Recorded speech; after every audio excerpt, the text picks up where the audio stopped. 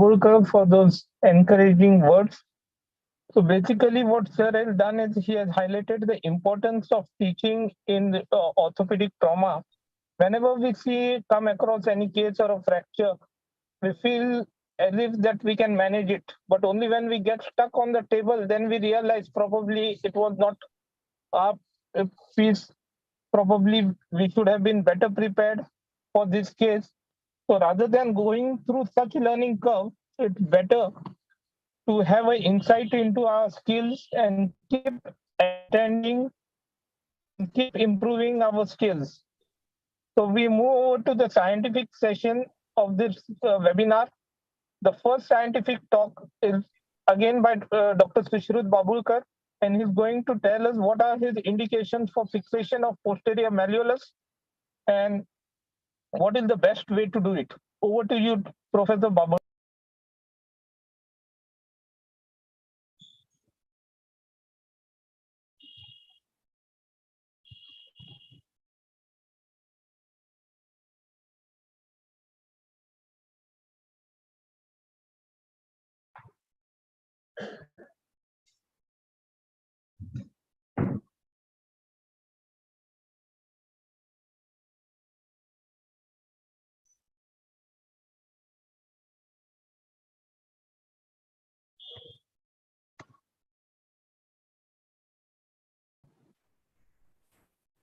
Excuse me, Babulkar sir, please unmute.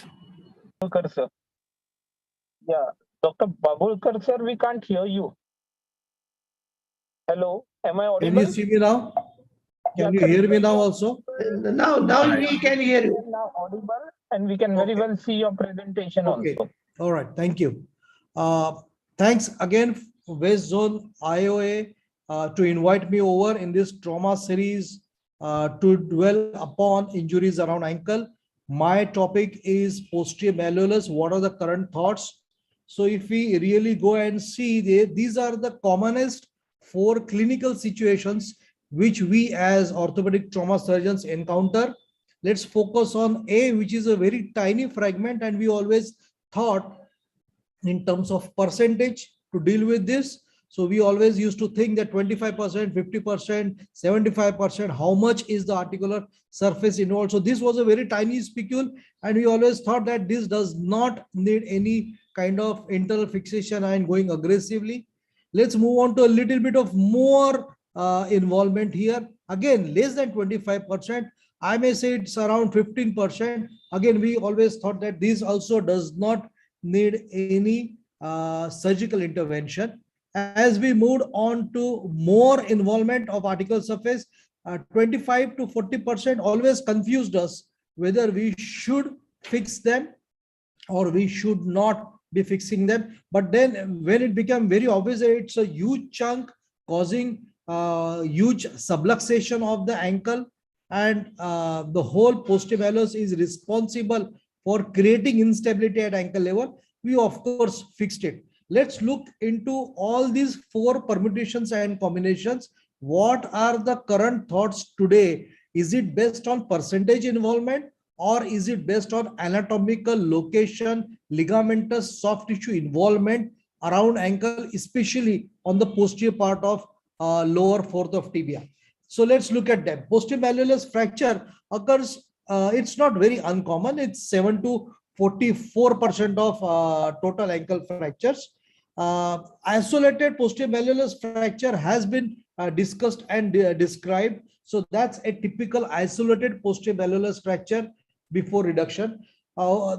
If we go back to history, Cooper in 1822, way back, and Henderson in 1932 talked about instability of ankle, talked about posterior malleolus, and they and we all know this very well. If we see a double contour sign in AP, we should think of lateral, and we should look at how much instability that fragment is creating.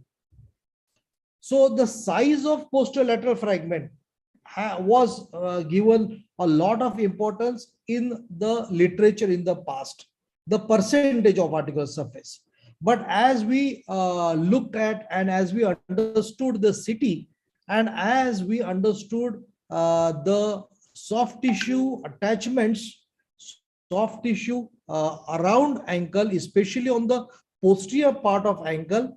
And with advent of understanding of soft tissues, we also understood that even the tiniest spicule can create a humongous amount of instability. So it is not about percentage of articular surface involvement, but the location of that fragment with the posterolateral ligament. So let's look at this. So type 1 is the posterolateral oblique fracture, which is this, and that's the most important area on the posterior part of tibia, which can cause instability. Type 2 can be of various types. Transverse medial extension is the most horrifying of the fracture configuration. And type 3, even with shell type, but because it is involving the important ligament that can cause instability, let's look at how it can cause instability. So this is Haraguchi's classification. Type 1, which is 24%, type 2, which is 16% of the armamentarium, type 3 is very rarely seen. But this is the ligament which I am talking of. That's the posterolateral oblique ligament, which spans from tibia to fibula, which is very, very important in creating stability of the tibiofibular syndesmosis posteriorly of the ankle, despite of the articular surface involvement. So if we go medially, because there is no ligamentous attachment, of course we need to fix it. But if there is a tiny fragment on this portion, we need not, or we can afford to neglect it. But the moment we go in this posterolateral area of tibia, because it is with this ligament, even a tiny shell type of a fragment can cause instability, can cause ankle subluxation, can trigger early ankle arthritis. And so it is important to identify the location, identify whether the ligament is attached to the fragment, and then effectively fix it so as to avoid later changes. So clinical decision making using a CT scan, using CT tomograms, and then also, of course, some people prefer a 3D CT reconstruction is important. Internal fixation of posterior fragment comprising of 25 to 33% of tibial plafond. So it is a major chunk of the ankle fracture whole scenario. So type 1, this is the classification which is most commonly followed all over the world, is the extra incisural fragment with intact fibular notch, 8%. Type 2, intra-incisural posterolateral fragment involving 1/4 to 1/3 of fibular notch, and this is the highest percentage that we will come across in our clinical scenario, 52%. Type 3 is again intra-incisural posteromedial two-part fragment involving the posterior part of fibular notch laterally and posterior colliculus medially. So this is the typical flake fragment that you will see on the lateral, and you will see also on CT tomograms. So you will see a flake fragment, which we have been talking about traditionally. And type 4, 9% or 10% is a large posterolateral triangular fragment carrying the posterior half of the fibular notch, which we always traditionally, conventionally thought that this is the only thing which needs to be fixed. Wrong. We do not depend on articular surface percentage anymore, but I am repeating myself again and again. It is the location of the posterolateral fragment along with the ligamentous attachment which will cause instability, which will need to be surgically attacked and fixed. So going back to our scenario, when we thought that type A, type B, and type C, probably because of their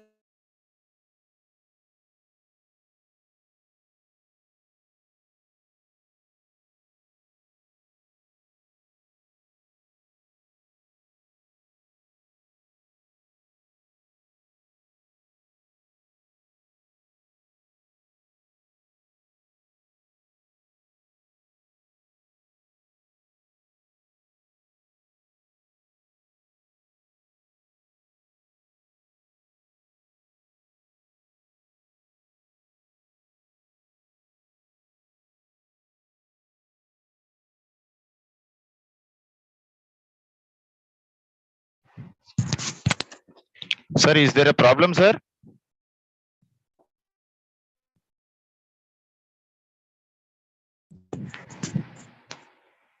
Hello? Babulkar sir, you are muted, sir. Okay, thank you, sir. Thank you.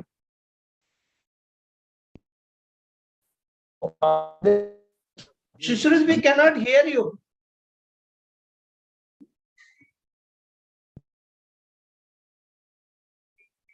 Okay. Can you hear me now? Yes. Sorry for that. Major Nagpur rains and creating network havoc. So type 2 variants can be triangular type or the fibula walking out of tibiofibular joint.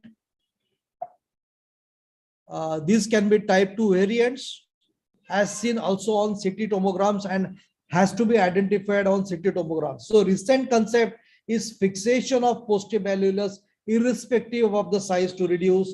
Posterolateral incision is the workhorse for this. Prone position is what is I preferred. Go down, identify the nerve. Very easily you can reach the tibia.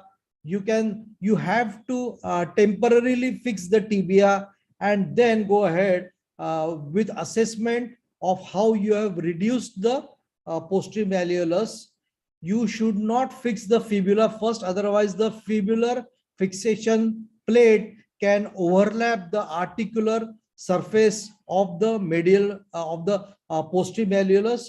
So once you have temporarily stabilized the posterior malleolus, go on the fibula, temporarily stabilize the fibula and then come back and fix the posterior malleolus. Here I have used a maxillar reconstruction plate as such, and then fixed with another accessory posterior-anterior screw like here, and then gone on the fibular flat surface which is located posteriorly and fix the fibula posteriorly, which is the flatter surface, by another reconstruction plate. Now watch the reconstruction plate. If I would have fixed fibula first, it would have come in the way of articular surface of posterior malleolus, rendering my assessment of articular surface reduction difficult. So that's the final fixation. Medial malleolus remains. That's the last of it.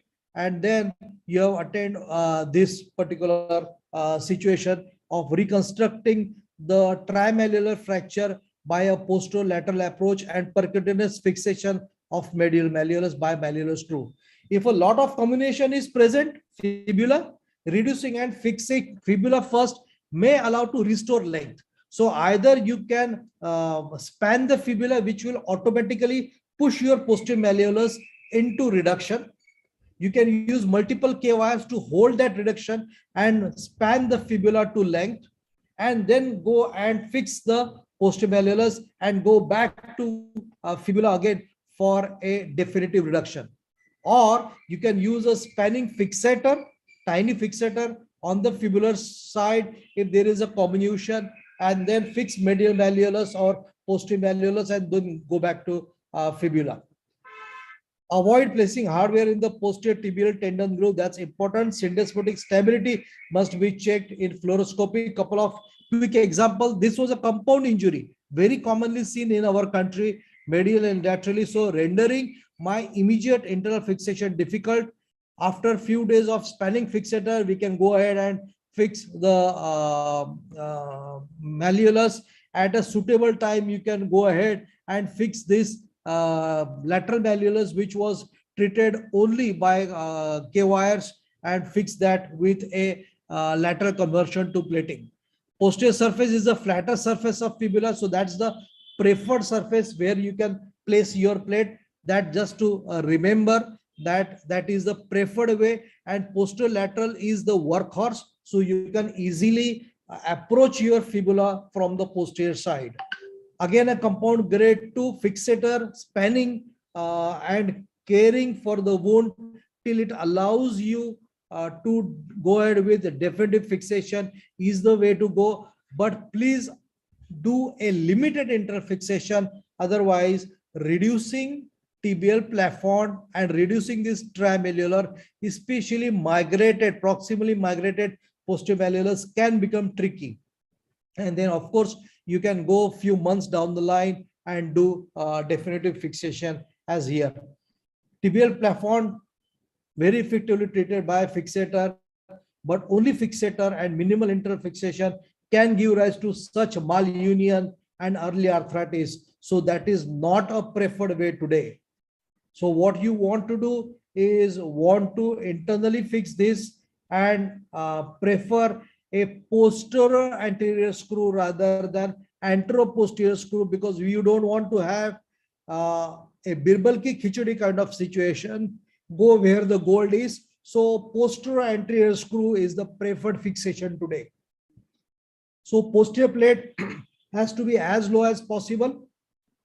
Posterior fixation, even the tiniest fragment needs to be fixed as is here. Pre-op X-ray again, trimalleolar fracture, do a CT assessment, CT reconstruction, CT tomograms to assess the location of the fragment. So that's the CT tomogram. It has shown you on the right bottom picture where the posterolateral fragment is located. Because it's a posterolateral fragment near fibula, you are sure that it is creating a havoc in terms of instability because the ligament will be attached here. Posterolateral, as we have discussed, is the workhorse. Reduce fibula, it will automatically push posterior malleolus into position. Temporary fixation of fibula, definitive fixation of posterior malleolus. Go back to posterior malleolus again, fibula again, and fix the fibula as is here. The wrong thing is assess the length of fibula, assess the distal tip of fibula, and push this anatomical plate as low as possible. So fibular plate has to be as low as possible. Articular surface has to be reconstructed well.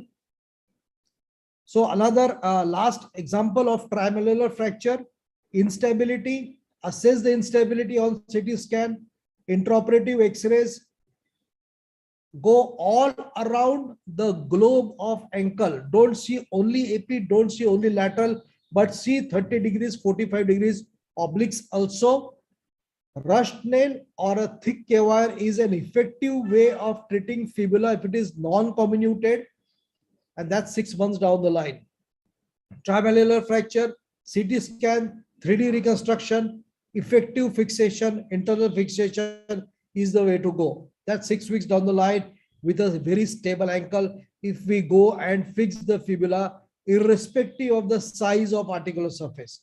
Thank you very much. Thank you, Professor Babulkar, sir, for a wonderful talk. Let's have a question on this talk. So I have a question for you. Yeah. What is your implant of choice, your plate of choice to fix the posterior malleolus? To fix the posterior malleolus. Okay, Yes. now there are various anatomical plates also available, but a T plate that we use for distal radius is very effective, and that's my preferred choice today. Very cheap, very easily available, and that should be the choice for posterior malleolus. And a routinely used reconstruction plate is good enough to be placed posteriorly for lateral malleolus or fibula. Thank you, sir. Yeah, so you prefer fixing it using a single incision or 2 incisions? Single incision, posterolateral. Posterolateral. Fine. We have been joined in by the Honorable Secretary of the West Zone Indian Orthopedic Association, as well as the Honorable Secretary General of the Indian Orthopedic Association, Dr. Naveen Thakkar, sir. Dr. Thakkar, sir, do you have any question on this talk? No. I do not have any question. Only thing that Dr. Susruth has already mentioned everything. The size of the posterior malleolus does not matter. The instability does matter. That was the message I think Dr. Susruth has given, I think. Absolutely. Yes, sir. We have also been joined in by a senior orthopedic surgeon from Mumbai, Dr. Vikas Agashe, sir. Dr. Agashe, sir, any questions on this topic?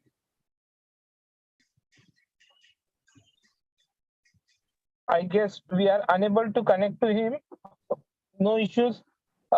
We have also been joined in by Professor Dr. Dharma Rao, who is the president of the orthopedic. Hello. No. Hello. Yeah. I take this. Welcome, President Sir Zamarab. Good evening, sir. Good evening. Good evening. So, Good evening. Good evening, sir. Good evening. Yeah, sir, we would like to have a quick welcome message from you for all the online delegates who are listening to this webinar. Over to Professor Dr. Dharma Rao, sir, who is the president of Orthopedic Surgeons Society of Andhra Pradesh. Over to you, sir.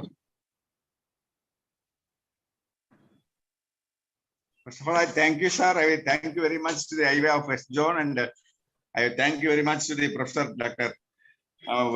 Dr. Srivasu, President Direct, and Dr. Ram Chadda, President, and Dr. Naveen Thakkar, Secretary. Really, I am very fortunate to participate, and this CME is really very interesting and very good, and it is well oriented, well enlightened to all the learners. A wise man will wisely serve. That's how we learn so much from this CME. All the secrets can be learned from the injuries. I am very happy to participate in this CME, sir. Thank you, sir. Thank you very much. Thank you, Professor Dr. Dharma Rao, for joining in and for those kind and encouraging words. We move over to the next talk of the webinar, which is by none other than my friend, Dr. Abhishek Chini, who is an accomplished foot and ankle surgeon. And he is going to speak on the concepts of fixation in ankle fractures and how not to miss the injuries around it. Over to you, Dr. Abhishek. Thank you, Dr. Abhijit Kare. Thank you, IOA. Thank you, MOA. So without wasting any more time, we will be talking about concepts of ankle fixation. So we know ankle fractures anatomically, there are injury to the bones and or on ligaments. Medially, there is the medial malleolus and the deltoid complex. That's number one. Laterally is the lateral malleolus and lateral ligaments. Third, anterior tubercle or the Charput's tubercle on the tibia, and posterior tubercle or posterior syndesmotic ligaments. So these are the four, as Dr. Babulkar said, a global ankle. Globally, ankle is made up of these things. So ankle has two columns. Medially, the medial column and the deltoid. Deltoid has three parts of superficial and deep parts. Laterally, there is the lateral malleolus, lateral ligament, syndesmotic ligaments, which is the AITFL, introitious, and PITFL. So if you understand ankle and ankle stability as a ring, which comprises of both the malleolar, deltoid, and the syndesmosis. So this is the entire ring.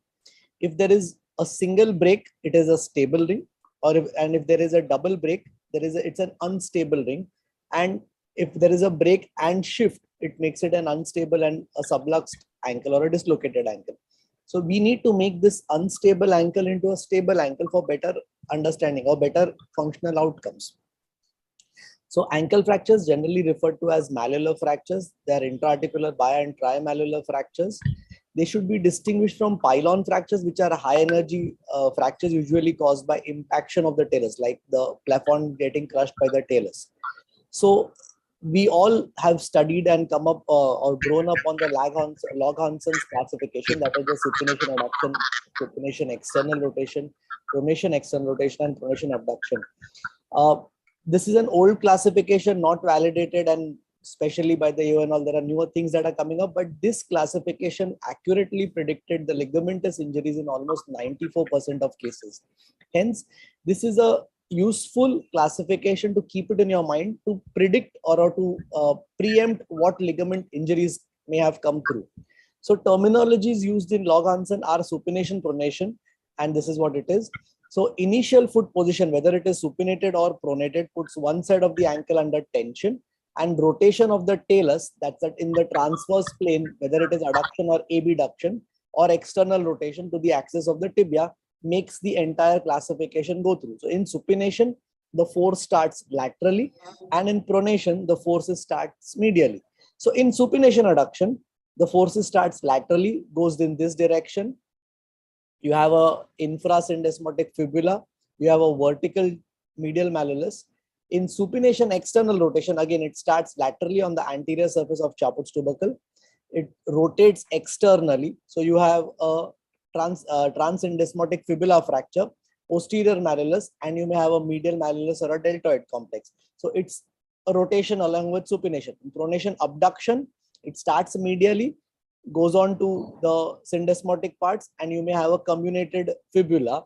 And in pronation external rotation, again, it starts medially, goes on the syndesmotic part and has a suprasyndesmotic fibula.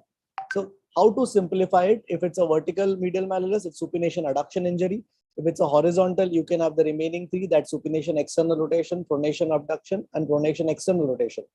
So again, to simplify it further, look at the fibula. In supination external rotation, you have an oblique transsyndesmotic fracture. In pronation external rotation, you have a suprasyndesmotic fibula.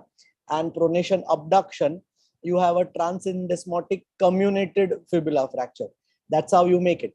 Now, which ones you need to operate, which ones you need to non-operate or can be treated conservatively are patients who have significant comorbidities and stable fractures, like isolated, minimally displaced lateral malleolus without any medial injury. So that's a supination external rotation 2 injury. So these ones, but all for indications, you need all displaced fractures, and unstable fractures need fixation.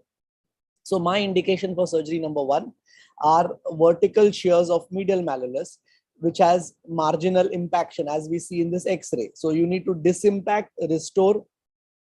So this is a supination adduction injury. To disimpact, restore the articular surface, you need to bone graft it, and you may have to put an anti-glide plate as it is seen in the X-ray. Similarly, in a supination external rotation 3 injury, where you see a double shadow, that's a posteromedial fragment of distal tibia, you need an posteromedial approach and plate it. Number 2, for posterior malleolus, Babulkar sir has already dealt it in detail. It's a supination external rotation 3 injury. Again, there is a Haraguchi and there is a Mason's classification for it. And depending on the classification, you need to address the things. This is how it goes in a rotational pylon type 2 Mason, and it goes on to fix the posterior malleolus. So there is this algorithm also tell us which approach to take depending on the CT scan. So you can either put a screw antegrade or retrograde, but as sir preferred and we all preferred from posterior to anterior, it can happen this way, or you can put a plate.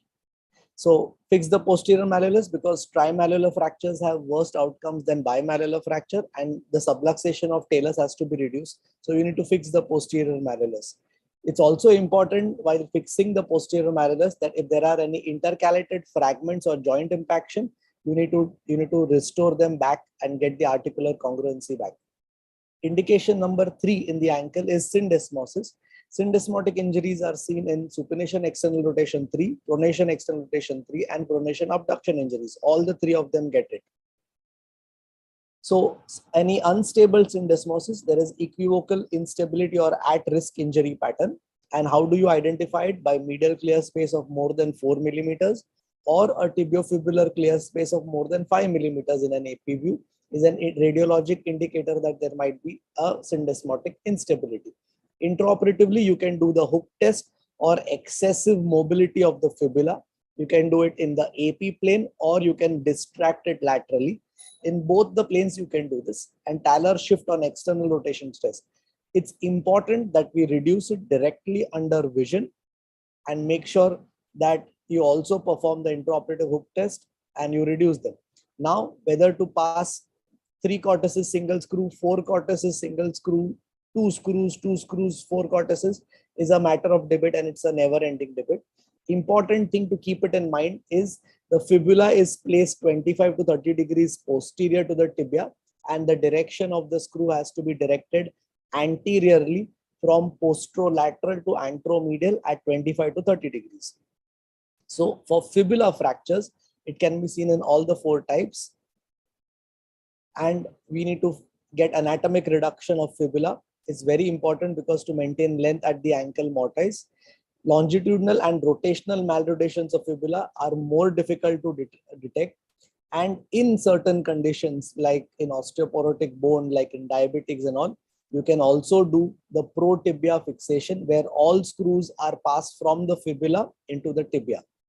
Coming last, but one most controversial topic is deltoid repair, or indication for surgery is deltoid. Deltoid injuries are seen in supination external rotation, pronation external rotation, and pronation abduction injuries. And routine medial repair is not needed, and we need to explore the medial side if reduction is not anatomical. So if you consider the stability or the ring concept of stability, any unstable fractures in pronation external rotation and pronation abduction, we need to fix the deltoid or repair the deltoid. In a supination external rotation 2, where the injury has not come up to the medial side, it can be treated non-surgically. And in supination external rotation 4, where the medial side is unstable, we need to repair it. So how does one assess the stability? It can be done by stress X-rays or weight-bearing X-rays. So stress X-rays are done in this way. On the edge of the table where the patient is turned laterally, you allow the foot to drop down and you take an X-ray in an AP plane, and this is how it's seen. That's a gravity stress X-ray at around 7 to 10 days, and that's an indicator of deltoid competence or incompetence. Same X-ray if you do it in a standing weight-bearing X-ray, so this thing. So one of the papers in 2017 had mentioned that gravity stress X-ray actually over predicts the deltoid injury for surgery, where they said that the most important component of deltoid, that is the posterior tibiotalar ligament, that is the deep portion, is lax when the foot is plantar flexed and gets taut when it is plantigrade. So when you're doing a gravity stress X-ray, when the foot is plantar flex, it opens the medial side and gives us a false impression of being a medial instability. And hence they believe, or they've said that more important is the weight-bearing X-ray. But getting a weight-bearing X-ray in a fracture situation becomes little difficult. So it's a very clinical judgment that we have to take as surgeons in which one to go in and which one to not go in, and each individual case is different. So they further classified supination external 4 into stable and unstable injuries depending on the PTTL injury, and advocated only deltoid repair only in an unstable 4B SER cases. So take home from ankle fractures is to assess and take care of soft tissues, understand the mechanism of injury, which will facilitate you to reduce all the fractures. Log-Hansen classification is important. Understand the ring stability, where medial and lateral columns are intercalary and their intercalary ligaments are important. You always achieve anatomic reduction for bones, and be aware for potential for syndesmosis and deltoid injury. Identify and treat them appropriately. Thank you.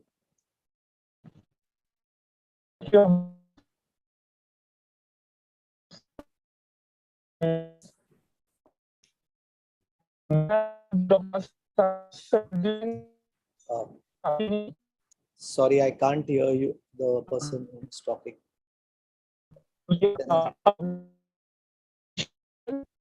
Hello. Can you hear me?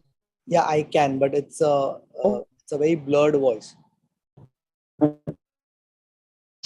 that, question should not be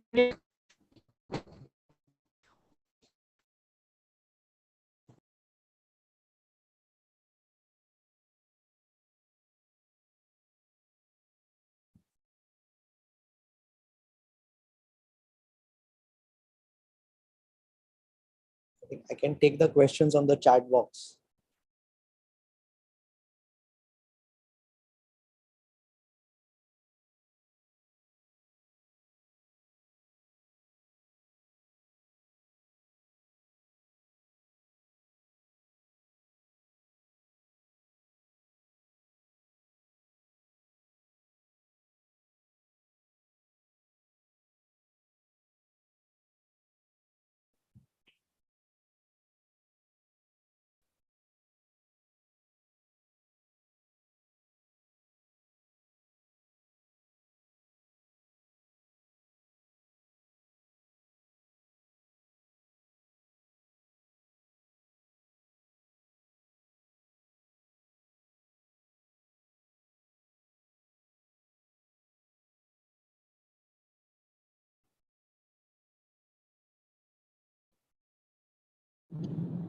Hello, can you hear me? Yeah, I can. Tell me, Abhijit.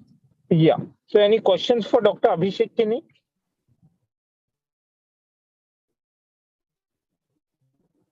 Dr. Naveen Thakkar, sir, do you have any question on this previous?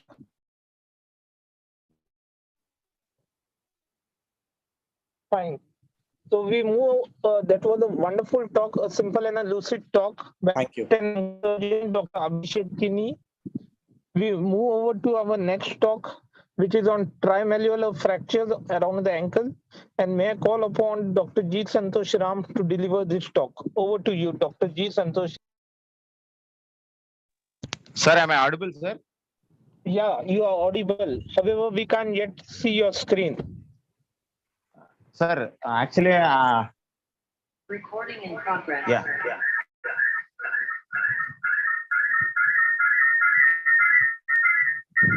Sir, am I?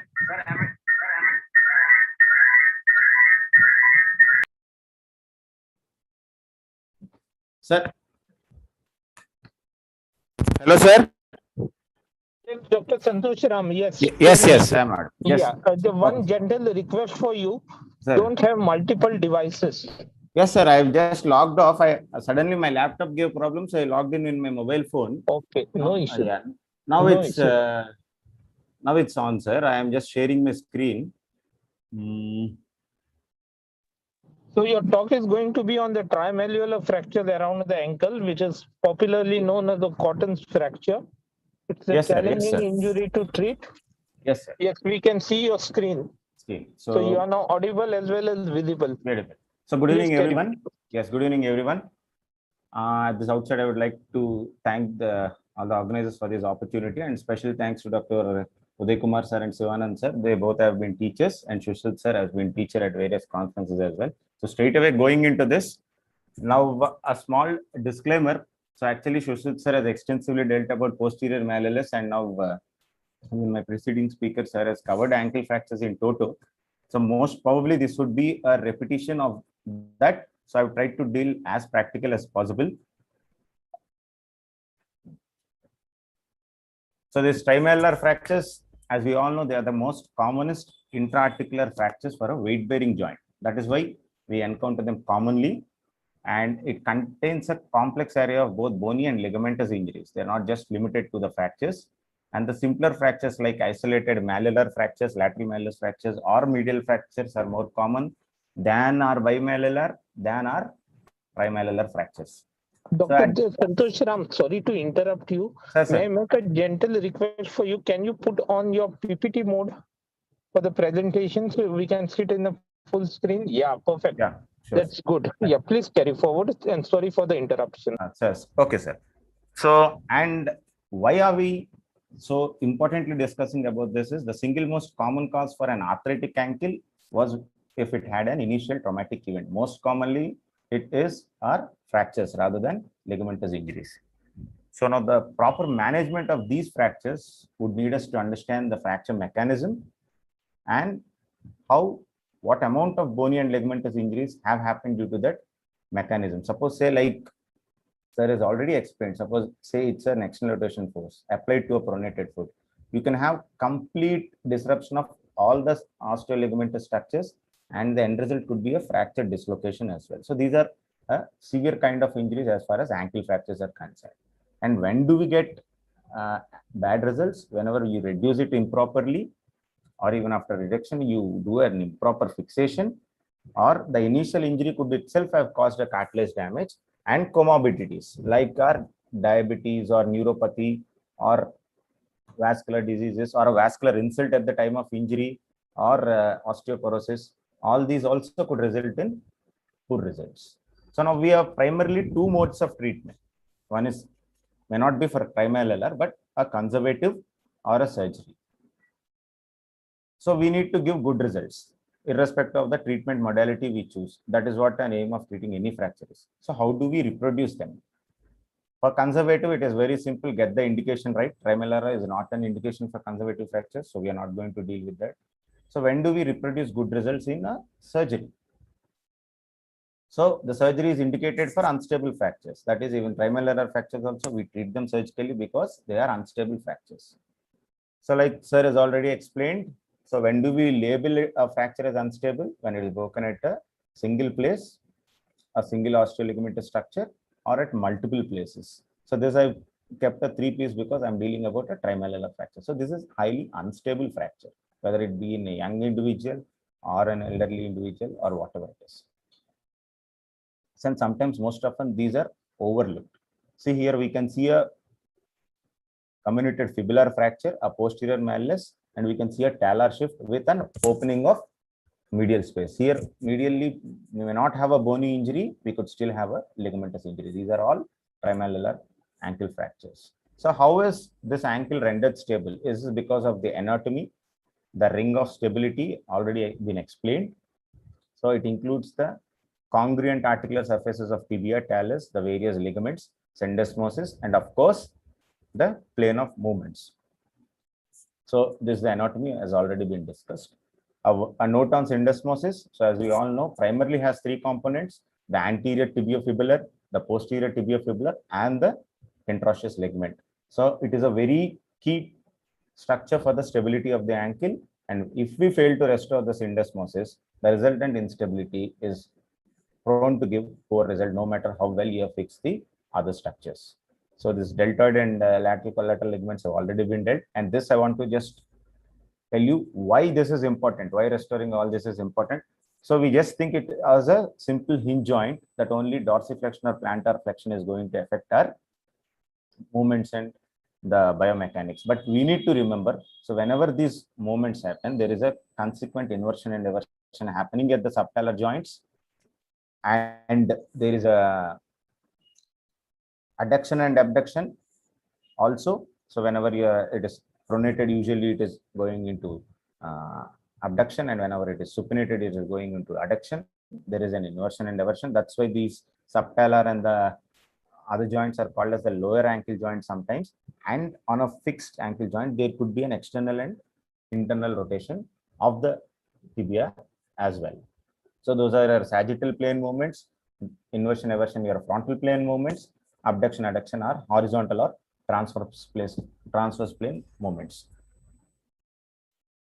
So this is what I was talking about. This is the coronal plane of rotation. It is between the malleoli and the long axis of tibia, that is to your right, and the transverse place is where the midline of foot intersects with the long axis of tibia. This is the various range of motions where we have. So this anatomy has already been dealt. So our talus, our syndesmosis, the articulating surfaces of tibia, fibula, along with the talus, and the lateral and medial ligament complexes. Now a note on the shape of the talus. So all the studies which are cornered around deciding the stability of an ankle depending upon the ligamentous and osteoligamentous integrity. So most of them have been on the cadavers as well, or lab, where they section various ligament and subject the ankle to pressure, and they see how much unstable it is. Most of them are reproducible, yet sometimes, as we all see, all the other speakers are even more experienced than me, the clinical results need not necessarily correlate with whatever we get in the lab. Most of the ligaments sometimes we don't address, still those patients do very, very well, almost with a normal foot and ankle scores, going back to their normal lifestyle. So one particular reason for that, not every time, but is the interesting shape of the talus. So it is broader anteriorly and narrow posteriorly, just like the frustum. So to our right is the frustum. Frustum is nothing but if you take out the apex of either a cone or a pyramid, the resultant structure is known as the frustum. So why is it important? Because it is little stable in dorsiflexion. The talus gets locked in and it's little stable in dorsiflexion, where most of our activities involve weight. Whenever we are weight bearing, involves dorsiflexion. So hence even minor ligamentous injuries and all, even if not addressed, they do well because of this congruent anatomy of the tibius and talus. So our goal in treating this is ultimately this: you need to get the talus inside. Once your talus is kept inside, whatever is causing it to go outside, we need to stabilize them. So that could be either a fracture or a ligamentous injury. Never forget the syndesmosis. So for example, the very case which I've initially put, we can see there is a lateral shift of the talus.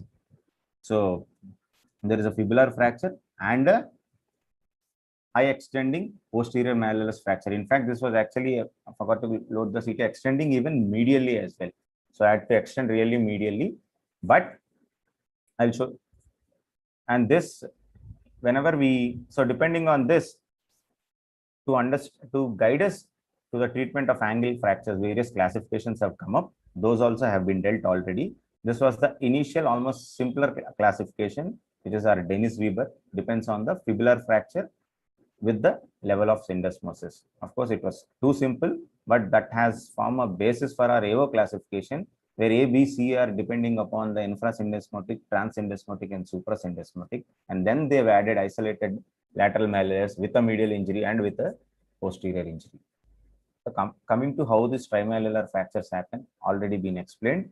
So this is a supination external rotation injury. We can see in the sequence in which all these injuries happen. So initially there will be a anterior, in an external rotation injury, there will be an anterior syndesmosis injury, then a lateral malleolus, posterior, and then medial. In a supination adduction, there will be a tension failure on the lateral side.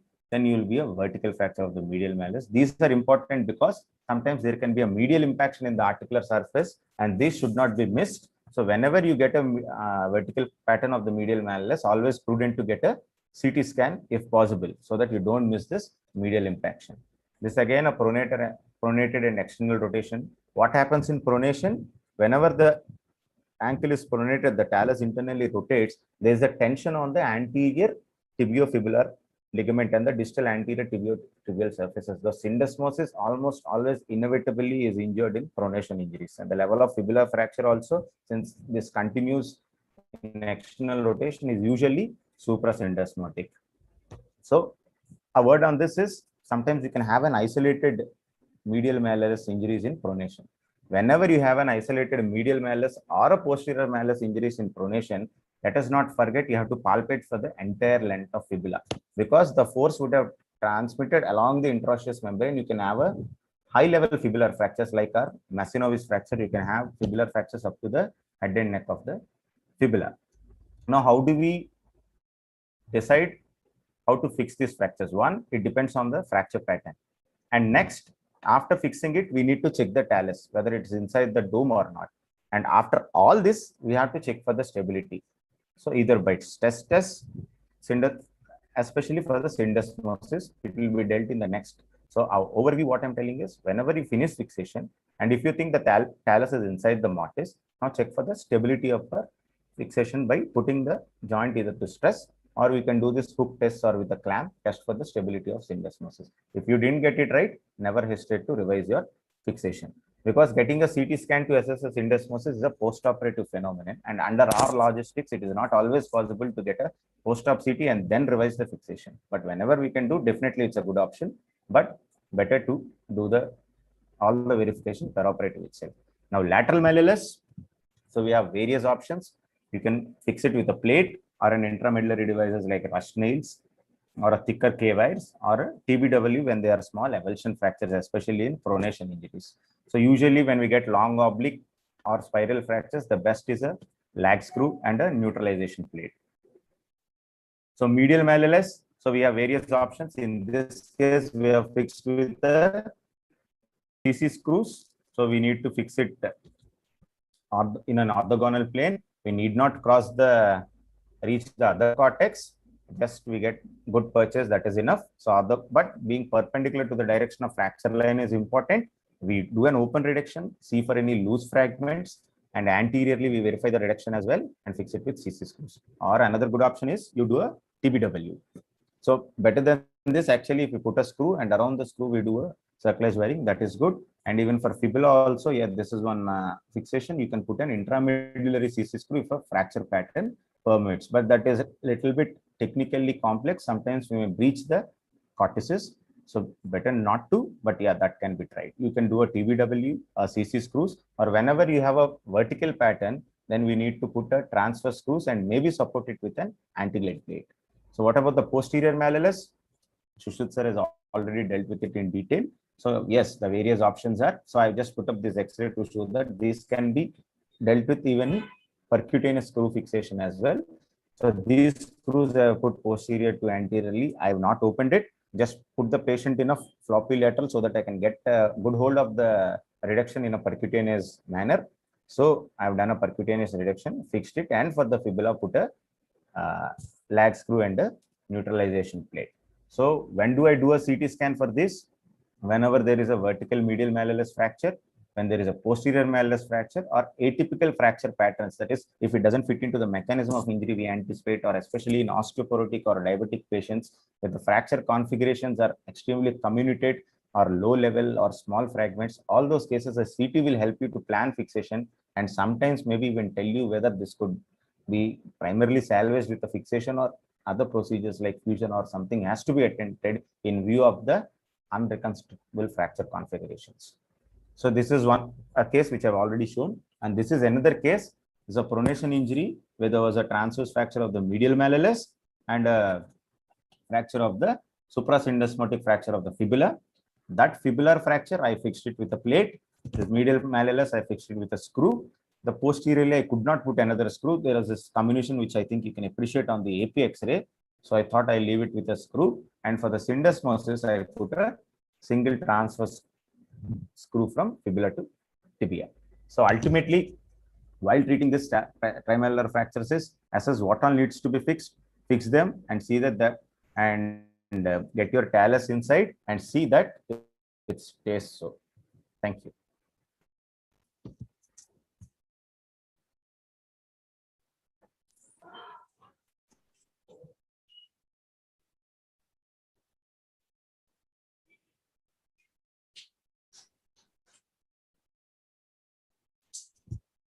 Hello, sir.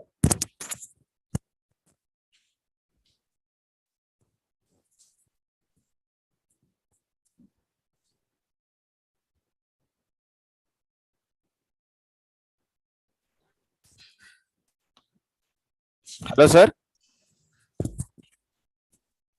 Hello. Yeah. Thank you, Dr. Santosh Ram, for your wonderful talk. Hello. Am I audible? Yes, sir. Yes, sir. You're audible. Yeah. Thank you for a wonderful talk. We are joined in by a noted foot and ankle surgeon, Dr. Pradeep Munot from Mumbai. Dr. Munot, sir, do you have any questions? No, I think it was quite an extensive and a nice biomechanical presentation by Dr. Santosh. Really good, eye-opening. Very good.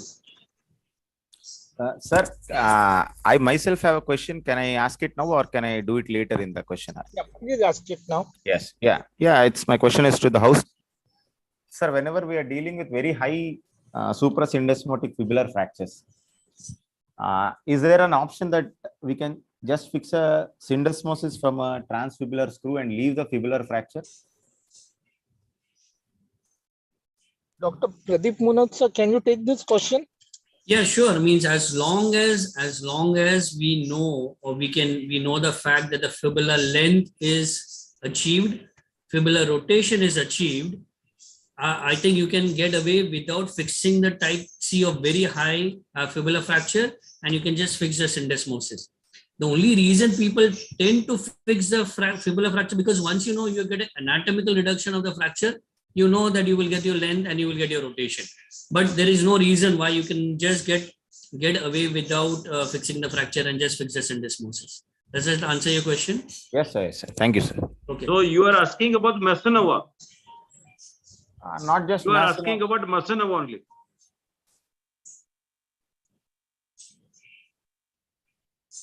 Yes, sir. Yes. Santosh, yes, your sir, question was for Masonova fracture, very high fracture, right?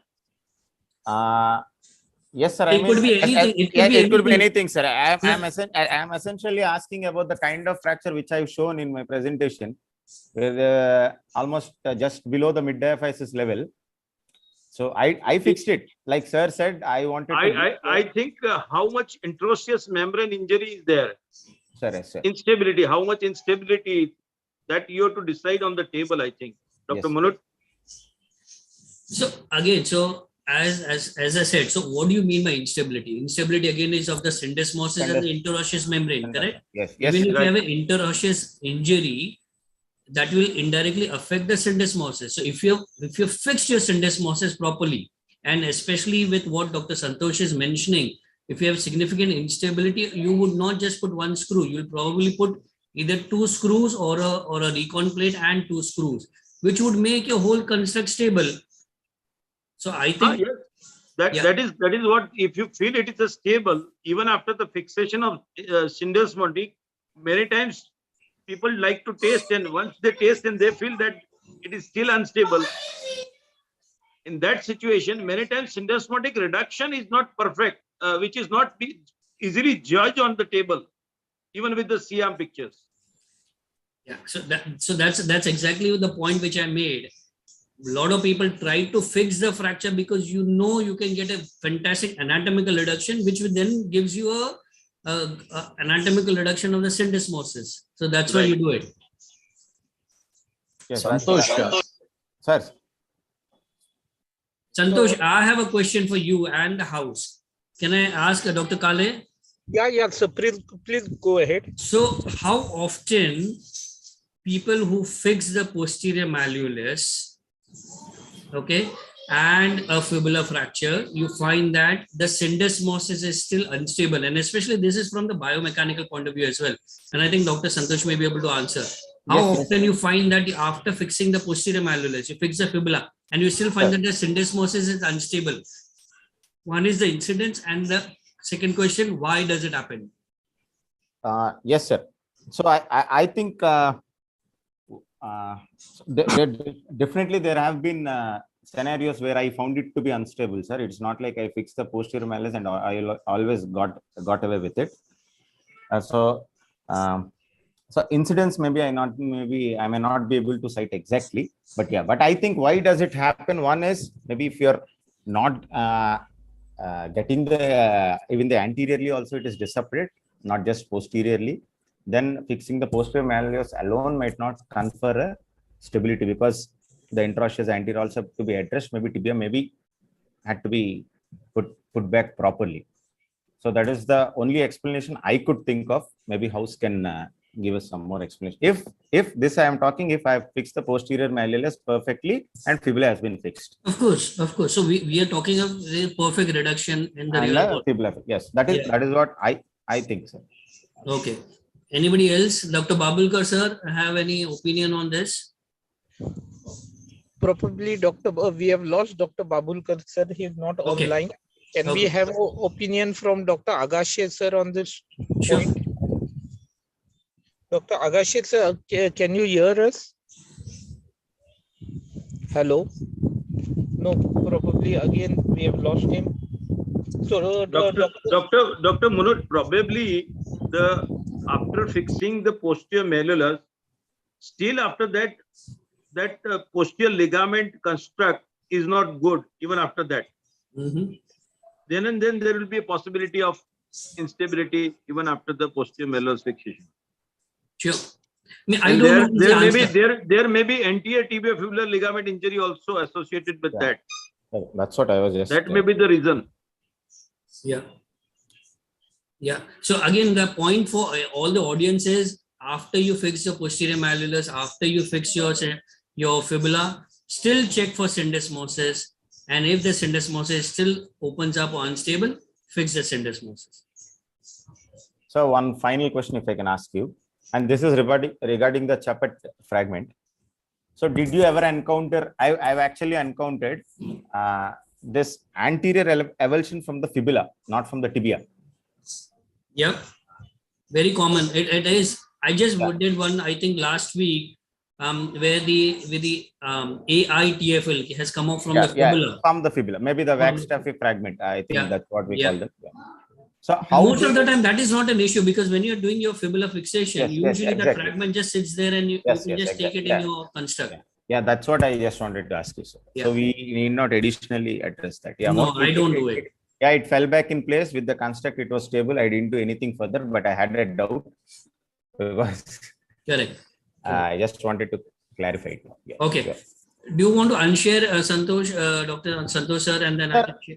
Yeah, I've already unshared. Okay. I don't know why. Dr. Munot, can I ask you a question? How do you test instability after fixing the posterior malleolus? Somebody was asking from the audience. Yeah. Okay. So I after fixing the posterior malleolus and of course then fixing the fibula, there are various ways. The best what I do is the easiest. First, I just externally rotate the ankle and give a valgus stress. If the fibula, if your syndesmosis opens up, you can clearly see it. So initially what I do is a small amount of stress. If I'm still doubtful that it is not opening up, then I take my bone holding forceps, the small AO bone holding forceps, hold the fibula and then pull it out. That is the second test. And the third is, of course, I put a hook, small hook, and I pull it out. So I never rely on one test. I always check 2 or 3 tests. You test by the hook or lateral medial stress or anteroposterior stress also?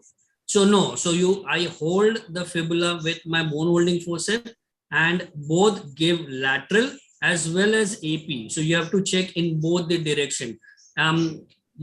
The usual instability is AP instability more than mediolateral instability. Very well pointed out. Yeah, it is not lateromedial, it is posteriorly it is going always. Correct. Right, and how do you fix it? Do you fix it temporarily with the K-wire and then you put your syndesmotic screw?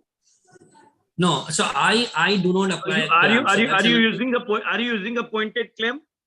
No, I do not use a pointed clamp because I assume, and if my posterior malleolus is fixed anatomically, my fibula is fixed anatomically, I do not use a clamp. I just do a normal neutral, not even dorsiflexion. I keep it in plantar position of the ankle. I have, and I believe that the fibula will sit in its insusura. If you're using a pointed clamp, then you have to be sure that your pointed clamps or the prongs has to be in the transmalleolar axis. Okay, I'm sure somebody who is covering syndesmosis will do that. Otherwise, your clamp is actually your main culprit for malreduction. Yes.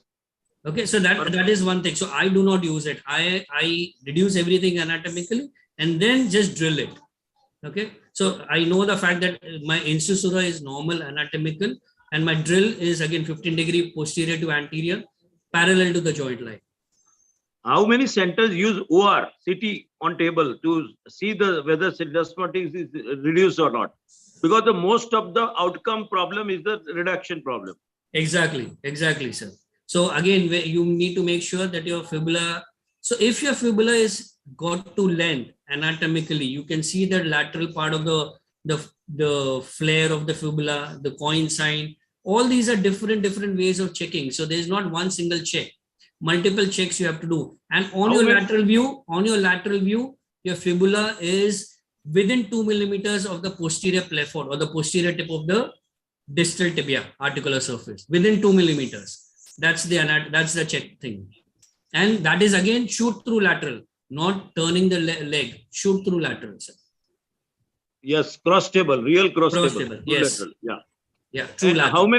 How many times you require to open and see that whether my reduction is perfect or not? I do not, again, because I'll tell you what. So you're doing a posterolateral approach, right? And then how do you see your anterior? So you have to make a separate incision then. Separate incision you have to do. And now you have your AITFL, your 3 bands are still there. Then would you elevate those ligaments to see your reduction? So I do not. I think by doing if you're doing a posterolateral approach, then you to do an anterior approach, you need to look at the visualize. I think we're doing over dissection. Whatever the ligaments and the soft tissue which are attached at the syndesmosis, you have to denerve it first. You have to denude it first. And then you expect that to attach it again. And also there are papers indicating that even with visual, direct, open, syndesmotic, you still have a 30% risk of malreduction. Right. So how many centers use OR? So I don't know. On table CT, yeah, OR. On table CT, I don't think so. We have it in India. Anybody has that? So probably the OAM in India is available at AIMS, New Delhi, Ganga Hospital, Coimbatore. Now all spine surgeons are investing on that. Yes. Yeah. So, and besides, these 3 centers have OAM, and they do use it. Even Kokilaben Hospital at Andheri West in Mumbai, they have come up with the OAM. Yes. So that was an interesting discussion many teaching points came up in that discussion. We have a separate talk on syndesmotic injuries, but Yes, before yes. that talk, we have a talk on talus fractures, tips and tricks to manage it by none other than Dr. Pradeep Munot, who is a noted foot and ankle specialist from Mumbai, and he also practices at Hyderabad, Surat, and Pune. Over to you, Dr. Munot, sir. Thank you so much. Can you see my screen? Yes. Yeah, sir, you are visible and audible. Thank you so much. Thank you, Dr. Kale, Dr. Ashish Fadnavis, MOA and IOA for giving me this opportunity. So we'll be talking on slightly away from ankle. I think we have had enough discussion on ankle fractures, so something different. So Tailor fractures is not very common. So that's why the incidence is very low. It's less than 0.1 to 0.85, less than 1% of all fractures. But in foot fractures is around 5 to 7%. And the second most common, tarsal fracture. Mechanism of injury, I won't bore you much, but there is usually an hyperdorsiflexion of the foot. The talar neck abuts against the anterior edge of the tibia. That is what we were thinking about it.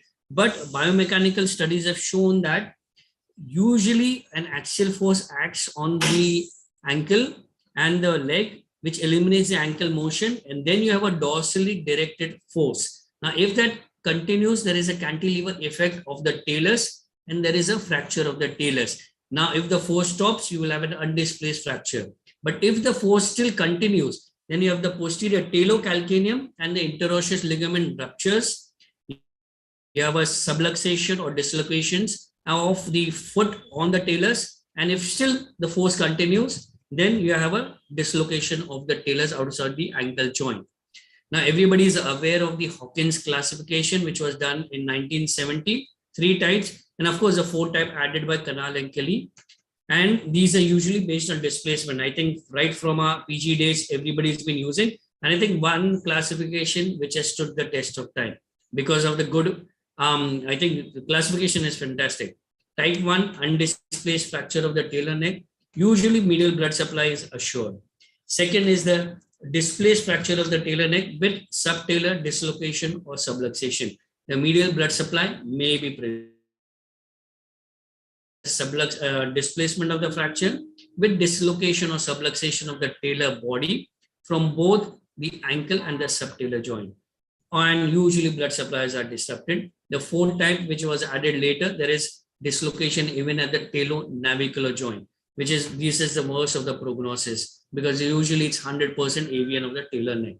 So my talk today is how do you manage it? So the patient has come through casualty or through your trauma center and patient is there. How do you sort this patient out? Of course, you want to make sure that you get a reduction of the dislocation immediate. Then you want to make sure that you get anatomic fracture reduction and a stable fixation. So what are the pearls which we're looking at? So any patient who comes with a high degree of trauma in the foot, there has to be high degree of suspicion. So usually talar fractures happen in high energy trauma, hyperdorsiflexion. 15 to 20% are open fractures and malleolar fractures are usually in 25% of these people. Here you can see there is something going on in that area, which is a circle here. Second point and the pearl is how do you get a view to see the whole talar? And this is important, especially when you are doing intraoperatively, you're fixing the talus. You do not want to struggle. I can't see the talar neck. Do I know if the reduction is good enough or not? That is the canale view where the foot is in equinus, slightly pronated in 15 degrees and the X-ray beam is directed 15 degree cephalad from the vertical. You should be able to see the whole neck in profile and I'll show you better pictures later on. That's from the book. Make sure usually, and again, I think ankle fracture, somebody said they had the list, but in talar fractures, invariably every patient should have a CT scan because you want to make sure that you are really showing that it is an undisplaced fracture. Usually if you get a CT, you will see multiple loose bodies, you may see a combination, which will change your management. That's why get a CT scan done for talar fractures. Treatment options, really if it is undisplaced, type 1, you can do in cast immobilization or you can do a percutaneous screw fixation and mobilize them early.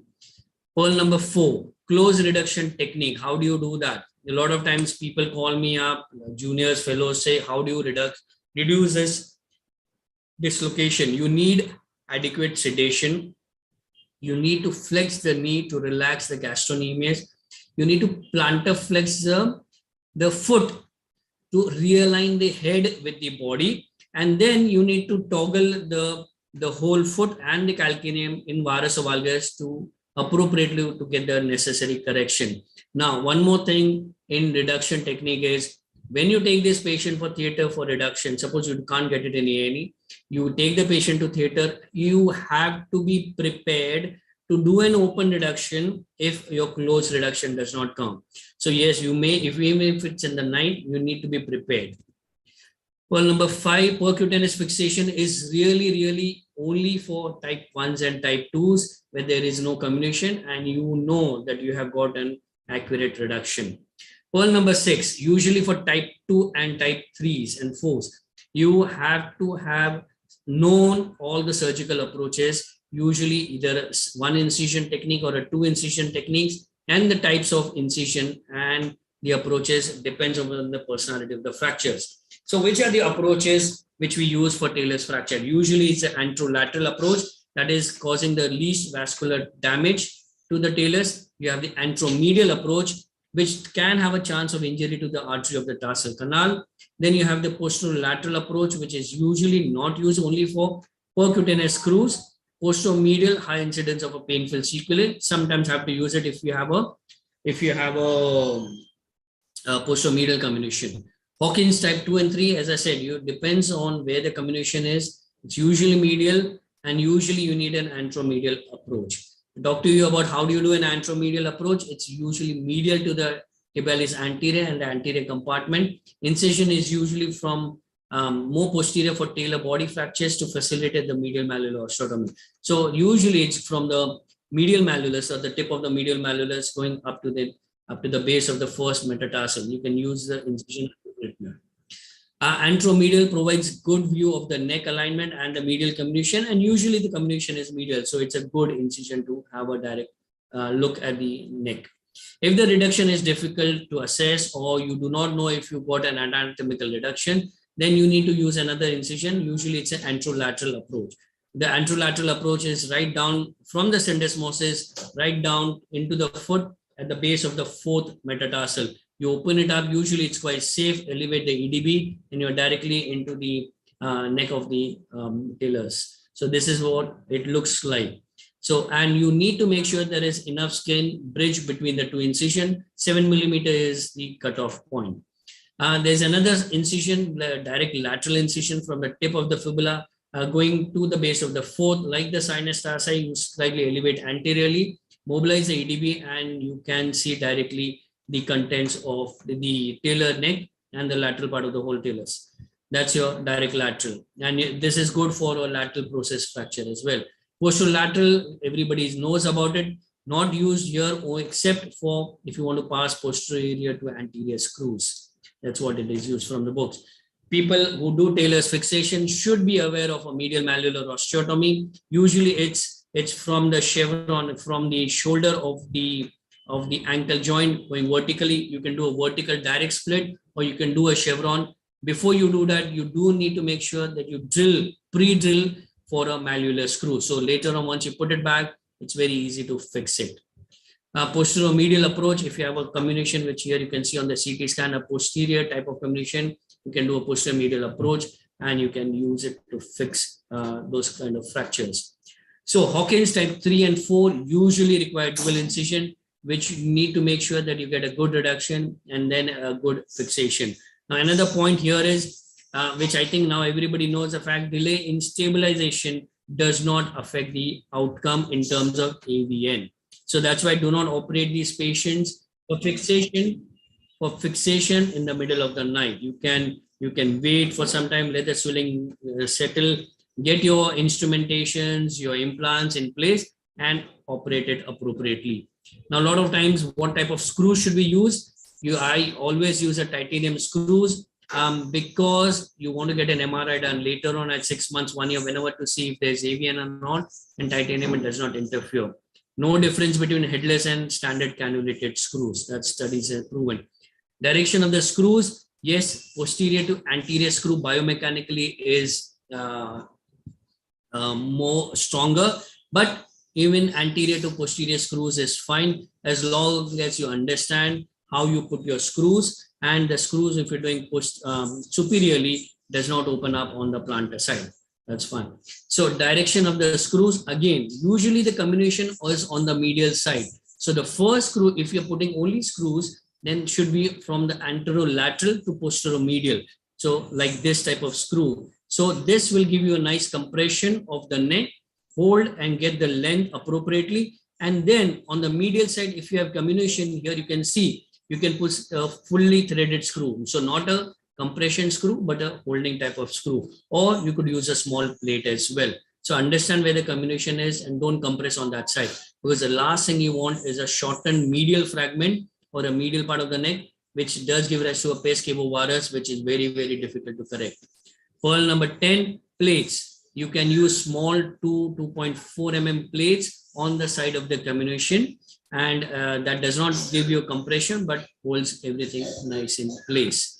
Hawkins sign, it is a good sign. Always make sure patients, you start X-rays or radiograph them every 6 weeks or 12 weeks. And if you see a subchondral resorption, then that means the vascularity is there. So that's your Hawkins sign positive. But if it is negative, don't be disheartened. You can wait and watch. Results of open reduction and internal fixation is good, but there's always a risk of AVN, especially if there's comminution, fracture pattern, and open fracture. As I already mentioned, there is no correlation between surgery delay and AVN. If there is AVN, you need to wait and watch, protect them. You can wait them in a walker boot, but if there is a collapse, again, you do not need to go immediately, but later on you may require a fusion. So let's start with the case. So this is a case of a Tailor's fracture. 21-year-old girl, twisting injury to the ankle, unable to walk. She came with this kind of a fracture, and here you can clearly see there is something happening here. Is a double shadow on the tailor neck and the body. On the CT scan, you can clearly see, I'll just pause that, you can clearly see the fracture is starting in the neck and then going into the body. So it is a neck and a body kind of a fracture. There, that's a very unusual type of a fracture. Here you can see here, right just proximal to the neck and then going into the body. So understand, go through the CT scan, both in the sections as well as the 3D anatomy, and then plan it appropriately. So planning was done. So proper views on the table, proper approach, accurate reduction, and stable fixation. So how do you get the views? Canal and Kelly view to visualize the neck of the talus. That's how you get it. Now you can see how that's been there. So plantar flex, pronated, 15-degree oblique, and this is the same patient's view. You can see this is the fracture line, and you can see the whole neck in profile. So once that's done, so make sure before you start, you do that. Plan was to use a dual approach for better visualization. So anterolateral approach was used first, opened it up, and we could see the whole fracture properly. We could see both the medial side and the lateral side of the neck and the body. Got a good reduction, and initially then fixed it with headless screws, initially put with K-wires. And here again, you can see how nicely you can see the whole neck. I can know that I've got anatomical reduction and a transverse wire as well. So it was used, this was a headless screw and one more screw as well. Both were headless screws, titanium. And I was happy with the reduction, happy with the stability as well. So this is 6 months follow-up, shows fracture has healed with no evidence of AVN, could not see anything. Got an MRI done as well. The talus looks quite nice. Fracture was healed as well. We got a sections of CTs as well on that. No evidence of AVN. And then there is a video of this girl. No problem. She got a good recovery. So this is another case, a young chap, again, I think he's a dentist by profession, had an injury to the foot with this bat, and he had a small wound on the medial side. So the primary surgeon treated him with an X-fix like this and kept him for 6 weeks, saying, "Karenge, kab to surgery karenge, ek baar pura ho jata hai." At 6 weeks, he came to me with this kind of X-ray. You can see the talus is still the sublux out of the subtalar joint. The neck is also displaced. This was the wound which had already healed in 2 weeks' time, and he had put in an external fixator and kept it for 6 weeks. So this is the CT scan. You can see here the talus is out of the subtalar joint. Neck is, the fracture is displaced at 6 weeks time. So plan was to do a dual incision. I did keep the shank pin just in case on the table if I had to distract and use that on table. So that is an anterolateral approach, anteromedial approach. I did a straight away started with a medial malleolar osteotomy. That's how we planned it, opened it up and reduced both on the medial side and on the lateral side reduction. See, that's the reduction which I can see here. I've got a good reduction and even the subtalar joint has been reduced. That's the neck in profile of the talus. And you can see here, I've still kept the shank pin on the calcaneum.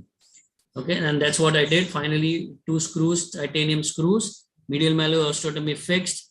And he also had an avulsion on the medial articular surface of the talus. That's also been fixed with a headless screw. And the subtalar joint once reduced, put a K-wire. That's your 6 months follow-up. I think it's got a good reduction. Thank you very much. I would just last 24 hours for Indian Foot and Ankle Society selection. So voting, please cast your vote. Thank you very much. Thank you, Dr. Pradeep Punot, for a wonderful talk. So one query for you. The first case that you showed, was there a scope for a percutaneous fixation in that case? Because if you see the X-ray as well as the CT scan, the fracture line is there in both the planes, the coronal plane as well as the sagittal plane. So was there a role for a posterior anterior CC screw and a mediolateral Herbert screw, but percutaneous screw? So, but again, if you see the CT scan, I can show you the images again. That was not a perfect reduction. So there was, I think, more than 2 millimeter displacement. Now you could do a percutaneous reduction, make sure you get a fantastic reduction, and then you could do a percutaneous. But a percutaneous, even if you see, my wire is really in the plantar flex. I have plantar flex the whole foot and a mediolateral. I don't know how I would have done it with a percutaneous. I'm not fantastic. I like to see it open, but the CT I thought did not showed evidence of displacement. Thank you, sir. Any questions? Akashi sir has a question. Akashi sir. Yeah, Pradeep, Yes, great talk. My question is, when there is a dislocation of the body, pressing posteriorly, posterior structures, any tips and tricks for reducing that? Sir, you have more experience than me. No, sir. no. You tell us. No, sir. So I did mention that. So first thing, as I mentioned, if you're planning to reduce it, so initially you can try it in the A&E, but if these are high energy injuries, and if you can't get in A&E and you do take it to theater, be prepared. I think be prepared to open it up as well. Okay. So that is rule number 1. So rule number 2, give adequate sedation and a muscle relaxant to the patient. Bend the knee, and then pull on the calcaneum. You may need a shank pin to pull on the calcaneum and get that space, open up that space and push from the back. But if you do not get it, you may need to open it up and put it, or you could use percutaneous pins or K-wires into the body and push it back as well.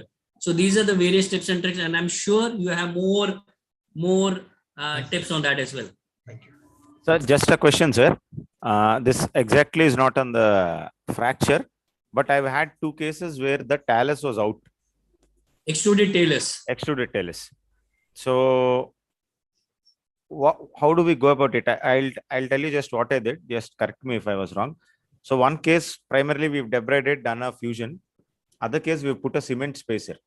After just going through literature, a few cases I've seen. So I thought I'll try that. But of course, it didn't come back. So which is the correct way to go? Either primarily we can debride, put a X-fix weight and do a fusion, or can we try a spacer and later plan for a fusion? So you had the talus with you?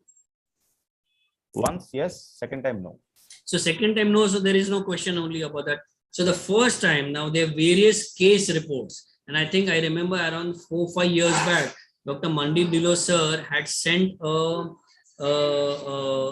form across all the societies to get all the extruded talus cases together to have a larger series and experience from all the relevant surgeons. And I think Agashe sir also has experience in this, and I've heard him talk as well on this many times. But looking at the literature, my point is you can take the talus. Now this talus is AVN, but I still think you can use this talus. You can put it in sterilium, you can put it in betadine. There have been cases people have autoclaved it, okay, and then put it back. Now the reason why you do all this, so it acts as a spacer. Okay, you know that this is going to be avian, but it acts as a bone graft, and you maintain the length. Let everything heal. The only thing which you do not want is infection. Rest everything can be sorted out later. I don't know. I don't think so. You should primarily also do a fusion. I would not do a fusion. Let's wait and watch. It will go into avian later on when all the soft tissue heals up. You can always use this as a bone graft to do a TTC fusion, ankle fusion, or whatever you want. And primarily, I think what you can do is one more thing, sorry to add, you can just put a screw from the calcaneum into the subtalar, through the subtalar into the talus. It is shown, not in this, but in Charcot and other cases, and avian as well, that when you do this, you get a blood supply from the calcaneum into the talus. So Agashe sir may have anything more to add, sir. I agree with you. I mean, I would rather tend to autoclave it rather than putting it in sterilium, etc., because one should be very careful about infection. If that thing gets infected, then you are finished. So I would rather autoclave it and put it back. Sure. Thank you for your valuable input. I have one question for Dr. Pradeep Munot. Sir, according to you, in modern day orthopedics, what are the indications for a pan-talar fusion on day one of the trauma? What kind of injuries would you go straight away for a fusion on day one? So in my book, so again, I think there are more and more trauma surgeon, experienced trauma surgeon in this I would say webinar than me. But I don't think so that as of now there is any indication for a pan-talar fusion. Yes, there may be an indication for a limited hindfoot fusion. So people have to understand what is hindfoot fusion, what is pan-talar. Talonavicular joint is a very, very, very important joint in the foot. I think that's one of the most important joint after an ankle joint. And we should try to preserve that joint as much as possible. Even if in future you have an arthritis or something, you can still preserve that. And also the other thing now, while we are here, people doing pan-talar fusion and ankle or hindfoot fusion, I think people should be aware that in the next month onwards, we are going to get ankle replacements in India. So don't just do unnecessary fusions, preserve the bone and preserve the joint as much as possible. Yes, you may have arthritis in 6 months, 1 year, but then you have a choice of an ankle replacement. So that's what I would say.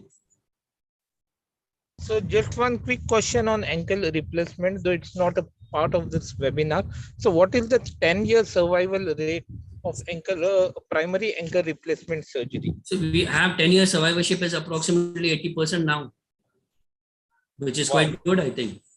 Fine, that's an encouraging number. Yeah. Thank you for that valuable input.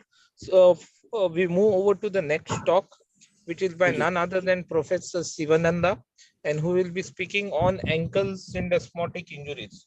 Over to you, sir. You may start sharing your screen. Professor Sivananda, can you hear us? Yes, sir. Are you able to hear me? Welcome. Yes, we are able to, you are audible as well as visible. Your screen is well seen. Right, sir. Thank you, sir.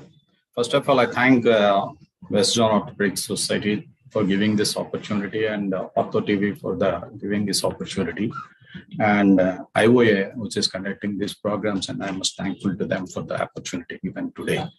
So today's topic is syndesmotic injury. This is called a high ankle sprain, and this is a thunderbox of controversies.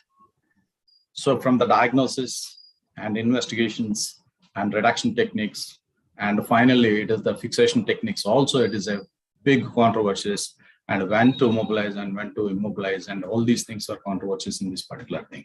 There is a lot of debate going on with this syndesmotic injuries. Let us go with what literature says and how we have followed. So first of all, this Naveen sir and Pradeep Munat sir and all the speakers, almost 80% of my talk has been covered in the discussions. So it may be repetition, but we must listen again and definitely it will be useful, I think. So definition, it is syndesmotic joint is not a true joint, it is a fibrous joint. By definition, it is connected with the ligaments. And epidemiology, when we go into that incidence, it is 0.5% of ankle sprains without fractures, but it is most commonly, it is associated with the ankle fractures. It just comes around 13% of the ankle fractures. So 13% is a good number, but we must identify what are the stable ones, what are the unstable ones. So before going to that, a sound knowledge of anatomy is very, very important, and the biomechanics of the ankle joint is also important, whether it is to be fixed or not to fix, to decide that. So on weight bearing, normally the fibula migrates proximally 2 millimeters and translates laterally 1 millimeter and rotates externally, it is 2 millimeters. This is the normal movement of the fibula. That means this is the joint between the lower portion of the fibula and the lower portion of the tibia. That means this joint is a dynamic joint. This is the point I want to mention on this. So once we are seeing this ligaments, it is anterior inferior tibiofibular ligament is the most important ligament lying on the anterior side, which is connecting between these two, and its percentage of giving stability is 30%.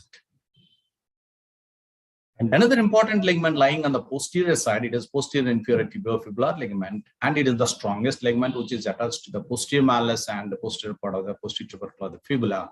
And its strength is, it is about 35%, but it is supported with the inferior posterior transverse ligament. Along with that, combined together, it comes around 50%. If you combine the strength of this anterior tibiofibular ligament and posterior tibiofibular ligament, these constitutes around 77% of this ankle stability will be maintained with these two ligaments. Of these two ligaments, posterior construct is much stronger than the anterior construct. This knowledge will give us some important things outwards. So another ligament that is connecting in between these two bones is the interosseous ligament, that is interosseous membrane, that is extending from above downwards, and the direction is from the superomedial to infrolaterally, that is directing. And this is giving strength at around 10 to 15% of this load that is shared with this. And along with this, the fibula also carried some amount of 10 to 15% of the body weight will be transmitted to the fibula. That means it is a load-bearing bone, and that bearing bone that is directly connected in the inferior joint, that is syndesmotic joint, that loads will be transmitted to that particular area. If the disorganized joint will lead to the post-traumatic arthritis, that is our main goal. It should be prevented, and it changes the dynamics of the ankle joint. And most important, always we are thinking about the connecting structures in the lateral part, but always you should remember somebody is holding the talus on the medial side also, which is much powerful than the lateral structures. That is the deltoid ligament. That is the one, it is having superficial deltoid ligament and a deep deltoid ligament. We must know that this superficial deltoid ligament is spanning the both ankle joint and subtalar joint. And the deep deltoid ligament is spanning it is only ankle joint. So if the deep deltoid ligament is disrupted along with the superficial things, then you will get the talar translation. If the superficial deltoid ligaments are ruptured, then you will get the only talar tilt, but there is no translation. So tilt and translation can change the biomechanics in the ankle, and ultimately it can lead to the arthritis. This is the matter of debate whether these ligaments should be repaired or not. There are the huge debate is going on, but once when to repair them, it is a debate now, then we will discuss that. Another important ligament structures that is connecting the fibula to the talus is the anterior talofibular ligament and posterior talofibular ligament and the calcaneofibular ligament. Of these three ligaments, calcaneofibular ligament, that is most important ligament, and posterior talofibular ligament is also most important ligaments. And anterior talofibular ligament injury, most commonly what we say the sprain. So what routinely? So why we say that syndesmotic injuries are high sprain? High sprain means the ligaments above the joint line are torn. That's why it is called as high sprain ankle. The ligaments that are torn below is mostly it is the anterior talofibular ligaments commonly we see in the sprain ankle, that is the low ankle sprains. So which can be dealt with the conservative management, but high ankle sprains, it is not dealt with the conservative management, some of the things. And what are the forces that are responsible for this injury? It is because of the eversion, external rotation, and forcible dorsiflexion.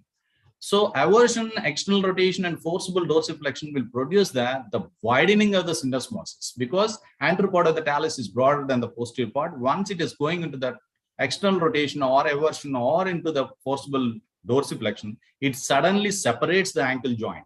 So once it is separated the ankle joint, then it may lead to the rupture of the superior ligaments. Those are anterior inferior tibiofibular or posterior inferior tibiofibular ligaments. You can see here it is pronation external rotation injury. This one is the pronation external rotation injury. Classically it is seen. And here it is, here also it is a pronation abduction injury. This is, it is very classically it is seen in this picture. These are all high velocity injuries. This is the point we must remember this. But supination external rotation injuries is some amount of a low velocity when compared with the pronation external rotation and pronation abduction injuries. But always we must remember supination external rotation injuries are the most common one in the ankle. So we must know in detail about this particular thing. So how do you look into that injuries? So once you see this, this is a pronation abduction injury. It is a medial malleolus injury. There is a combination of the fibula and a cross wide separation of the syndesmosis, and the talar is shifted in between these two bones. This is abduction injury. Once you see the rotation injuries, most of the times it is not comminuted and it is a oblique fractures. These will produce a simple translation towards that, because there is a complete tear of the medial collateral ligaments. The deltoid ligament is completely torn. And don't underestimate this posterior malleolus. Posterior malleolus is connected with the posterior inferior tibiofibular ligament along with the fibula. So which is very, very strong construct. It is constituting 50% of the load that is transmitted through this particular ligament. It is holding it. So once it is not properly addressed, definitely it will lead to the syndesmotic problems. So never forget that. So this is the Misnovi injury. This is, you can see the no bony injury in the ankle, but you can see the spiral fracture at the higher level. Always you remember, once there is a bony injury, the ligaments are attached to that particular bony part. And if once you reconstruct the bony part in a right anatomical area, then definitely your results will be good. Once it is in the no bony injury means, that means the complete the ankle ligaments are disrupted. This is much more danger than this bony injuries. If you can reduce them perfectly, then definitely you will get good reduction. But these injuries may miss unnoticedly, and these patients may go for a continuous problems. So this one is the supination external rotation injury. It is just at the level of the syndesmotic injury. So these are the things where the mortis appears to be absolutely reduced and there is no any displacements. But definitely you have to test this supination external rotation injuries, which are very common for us. For the stability of these things, the syndesmosis must be tested. Why? Because once there is a medial ligaments are injured, medial malleolus is injured, or medial structures are damaged, definitely these structures may produce instability, and the syndesmotic instability may be seen in these particular cases. So how do you address them? So by clinical examination is the very important tool you must see in all these patients. A localized pain at the anterior talofibular, inferior talofibular ligament, that is point sign we will call it as, and tenderness just above the ankle joint on the anterolateral aspect, and pain extending from the joint to above. This is the most important. The patient always says the pain is extending from the joint and it radiates upwards. That is definitely, it is a very important clinical sign. And swelling over the medial aspect, that indirectly says the medial structure is also lost. And swelling over the lateral malleolus, that says it is the fibular fractures are there. And once you do the dorsiflexion, definitely these patients will have a limited dorsiflexion in these patients. So once after fixation of all the malleoli and everything is there, then after 1 month or 2 months after weight bearing, if patient comes with this all these particular symptoms, definitely you have missed the syndesmotic injury, clinically, this will tell you you have to investigate the particular patient. Then how do you investigate? How do you test them? Clinically, there are certain tests that will tell you this patient is having a syndesmotic injury. This is squeeze test and external rotation stress test and a fibular translation test. And there is a cotton test and a cross leg test and point test that is already I mentioned. A patient will point out with a single finger at the particular anterior inferior tibiofibular ligament areas. So let us see some of the clinical tests, how we have to perform this. This is the squeeze test. You have to perform it from the above. And this is the external rotation test. Once you hold it and if you do the external rotation, if there is abnormal movement and patient will tell you pain over that particular anterior inferior tibiofibular area. And this is the fibula translation test. If you hold the ankle and you hold the fibula and you do the movement. And another test is most important is the Cotton's test. You stabilize the leg and shift the talus towards the lateral side. If it is shifting outwards, that means there is a talus is moving outwards. But beware that in these tests, always you should check for the ligamentous laxity in these patients once you cross-check it. Out of these tests, the external rotation stress test and the squeeze test are most significant. The rest of the tests are not that much significant. So that's why it is again debate in these particular issues. So then after clinical examination, definitely you will ask for radiological investigations. What are the X-rays you should ask? It is the AP view of the ankle and mortise view and the lateral view. These are the three views that are very important for the understanding of this syndesmotic injuries. But never forget to take the joint above and joint below. This rule of two always you must follow in the ankle injuries. And at the same time, always you must feel the fibula from the distal to proximal in all the ankle injuries whenever you suspect it. This is one of the important messages we must keep it in practice to identify the injuries. And some of the stress tests also, it is useful to say that whether the syndesmosis is injured or not. That is external rotation stress test, and there is a gravity test, and there is a gravity test. So you ask the patient to lie and keep the foot in the dorsiflexion, but most of the times these patients in acute injuries, they can't keep the foot in the dorsiflexion. That's why they keep in the plantar flexion, and the foot automatically, because of the gravity, it will go into the external rotation. As Abhishek Kini already mentioned, that as the weight-bearing films are much useful, but we cannot provide weight-bearing films in acute injuries. So in a chronic injuries, definitely we can ask for these things, but in this scenario, we have to ask for a gravity test is much useful in these patients. So what do you see in this gravity test? Once you do the gravity test, always check for the medial clear space on the medial side. This will tell you about the medial structures. In your lateral side, you will know that there is a lateral malleolar fracture. This medial clear space, if it is increased, definitely this will tell you important thing. Then what are the things you have to see in those X-rays? The first thing is medial clear space. If it is there, definitely it is syndesmosis is ruptured. It is 4 mm, more than 4 mm, it is there, it is ruptured. Then you can see the talus is already translated laterally. So then another one is tibiofibular clear space. Here it is 1 centimeter above the ankle joint. Then you can measure it, the medial border of the fibula and the lateral border of the incisor of the tibia. If you measure it, if it is more than 6 millimeters or more than 5 millimeters, definitely it is an indicator of this syndesmotic rupture. And another important thing is tibiofibular overlap. Just above the 1 centimeter, normally there is an overlap of 10 millimeters. Anything is less than 6 millimeters, definitely you will think of it as a problem with the tibiofibular overlap. And always check for the Shenton's line. Shenton's line means it is the uniform articulation of the talus with the plafond of the tibia. So this gives a uniform articulation. This is akin to the Shenton's line in the dislocations where we see in the hip. And another important thing is, this is a Mercedes-Benz sign. These three will join together at the incisor. That is a Mercedes-Benz sign that will tell you. So the ankle mortise is perfectly reduced. And the last one is the dime sign. That is in the inferior part of the fibula. You will see that there is a notch and that notch should match the talus, and this will produce a circular part.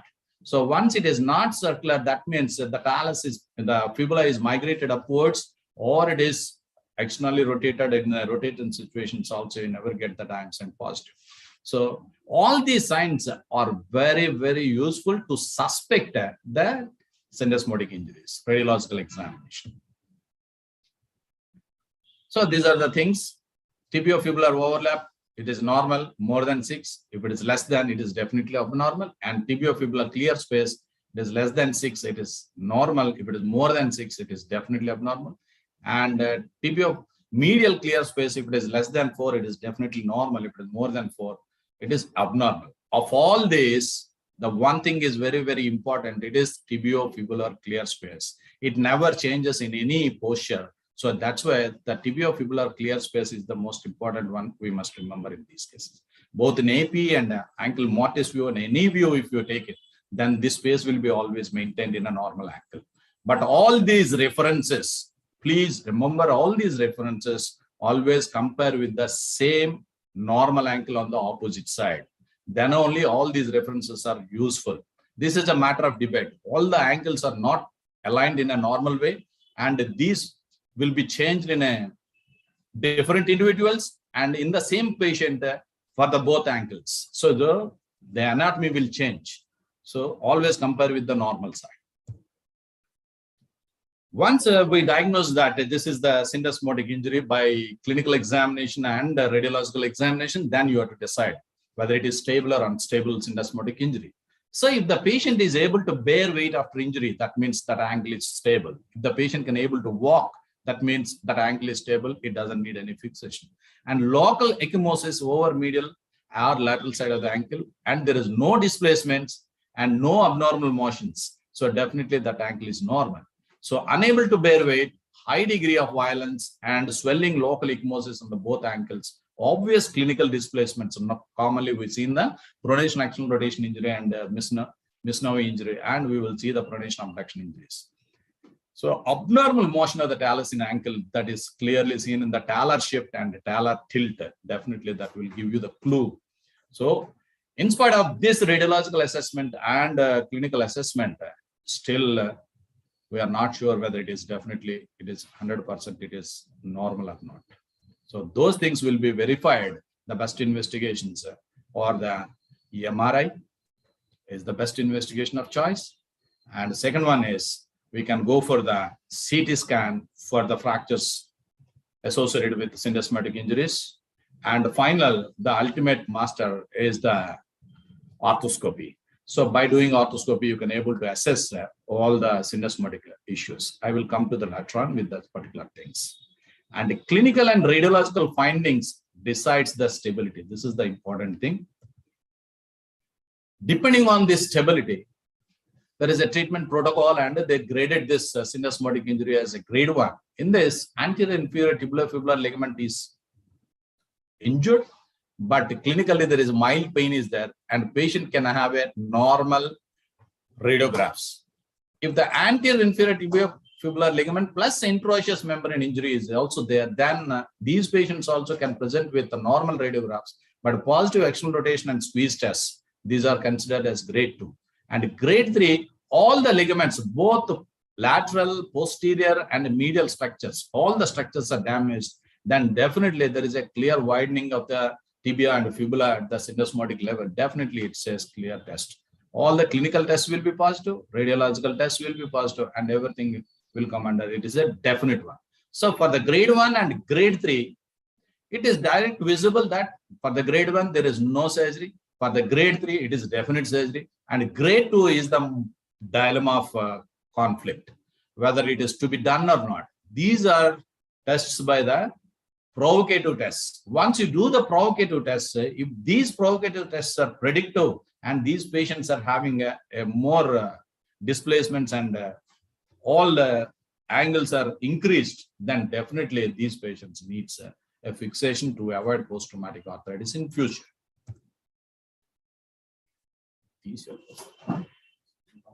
So once we see this, next part is reduction. So already the Pradeep already discussed this. In spite of all your efforts, it is 30% of this syndesmotic reduction, sir. It is not perfect, not perfect. So how to avoid this mal reductions in these patients? But unfortunately, even though there are mal reductions are there, patient will complaining of a normal activities, some of the people, and some of the people, they are not normal, they cannot perform their normal works.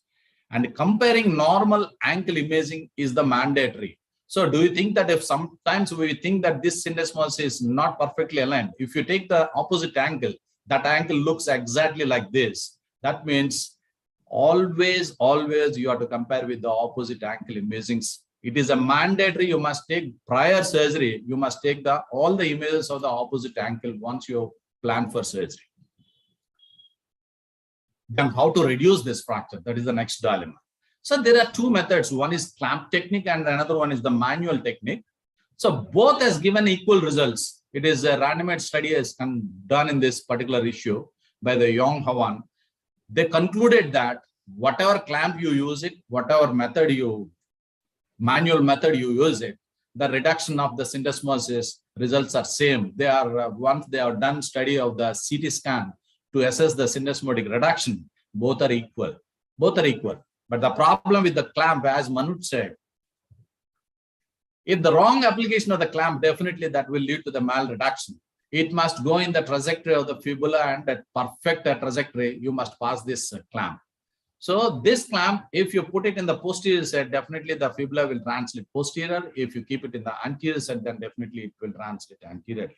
But there are anatomical variations in the syndesmotic incisura fibularis, in the tibia. Sometimes there is a shallow anterior incisura fibularis, then the fibula try to shift towards the anterior side, and there is a deep incisura fibularis. This fibula definitely try to shift posteriorly. This anatomical variations are best identified with your CT scan. Sometimes when you are planning for surgery, it is best to take the CT scan prior to this. Then once you've done the surgery, then how to assess this syndesmotic reduction, whether you have done it right or not. So reduce the fibula first. All these fractures or all these syndesmotic injuries are because of trauma. In these trauma, the medial structures, posterior structures, and the lateral structures, that is fibular fractures, posterior malleolar fractures, and the medial malleolus, and all these fractures must be fixed in a perfect anatomical mode. You must maintain the length, you must maintain the rotation, and you must maintain the perfect opposition in these areas. Once you've done it, most of the times, this syndesmotic fixation doesn't need in these patients. Any abnormal fixation of these things, this will affect the syndesmotic joint. Indirectly, it will lead to the syndesmotic problems. So how to assess this reduction? On table, so expose the distal tibiofibular joint. As Manoj said, most of the times we need not expose it. But in older cases, definitely we need to expose the tibiofibular joint. We have to do the debridement in that particular area where you will find the osteophytes and all the issues are there. Then this is the area of what indication for exposition, open procedure for the syndesmosis reduction. And intraoperative fluoroscopy, there are certain guidelines and criteria to identify whether the syndesmosis is perfectly reduced or not. And intraoperative CT scan, as Naveen Thakur said, he is asking about the O-arm. So most of the hospitals, they won't have O-arm, and it is impossible to get that in a routine practice. But we must master the technique of intraoperative fluoroscopy. That is the most important. And intraoperative arthroscopy is also a luxury for us because a trained personnel must be there. And that is done whether it is syndesmotic rupture is there or not. You must pass the 3 mm probe into both the areas through and through, from anterior to posterior completely. If it is passing easily from the anterior to posterior through the syndesmotic joint, that means that definitely there is a syndesmotic injury is there. That is the one important arthroscopy. And advantage of arthroscopy is you can able to visualize other injuries and you can able to visualize the ligamentous ruptures directly. So that's why arthroscopy is the gold standard. The next to that, it comes to the arthroscopy is a dynamic also. So it is a syndesmosis is a dynamic joint. So dynamic testing also can be done with the arthroscopic imaging. But MRI will give you equal results, but it is non-invasive procedure, and it will give all the ligamentous ruptures in the anterior, posterior, and medial, and all the structures what are happening and what are interposing tissues also, it will easily visible with this MRI. So both the MRI and the arthroscopy are the gold standards, and the CT is best important in the malunited fractures and acute fractures. And intraoperative fluoroscopy, it is on-table decisions and preoperative evaluation by the fluoroscopy. Then how do you assess this reduction? So all these injuries, the most important thing is the restoration of the fibular length and the fibular rotation. These are the two important things you must assess in these patients. The fibular length is assessed by a dime sign. So you must assess the dime sign, and always this also compare with the normal joint. This point you always remember, I am stressing on this. Always compare with the normal joint. Then you assess the dime sign. Dime sign, definitely it will tell you whether the fibula is righted upwards or downwards or whatever it is. And the Mercedes bench sign is also definitely that will tell you ankle mortise is uniformly reduced or not. The fibular height is uniformly maintaining the syndesmotic joint or not. That is another important thing. And laterally also you can able to assess the fibular. This is sagittal plane displacement of the fibula in the syndesmosis. In the AP view, you can able to see the coronal plane displacement of the fibula. You can able to assess it. But most of the times you will see the displacement in the sagittal plane rather than the coronal plane. So most of the time this is displaced posteriorly. So how do you assess this reduction? This is assessed by the antero-posterior tibiofibular ratio. So that is the one you can able to see this. You can see this. So this is the scar of the epiphyseal scar, distal epiphyseal scar. You draw a line from the anterior part to the middle part, means this is not the middle part. You draw a line from the anterior cortex of the fibula straight away. Where it is intersecting the anterior cortex, this epiphyseal scar, you make another point. From there, you extend the line.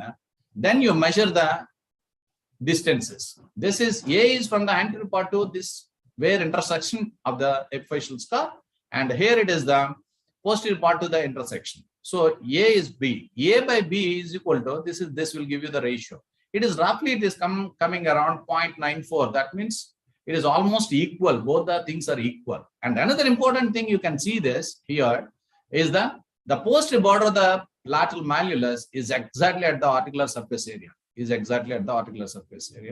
And if you see this, the anterior and posterior fibular issue is the posterior 2/3 of the articular area of the tibia is occupied and anterior 1/3 is left over. This is how we can able to assess this fibula translation anterior or posterior.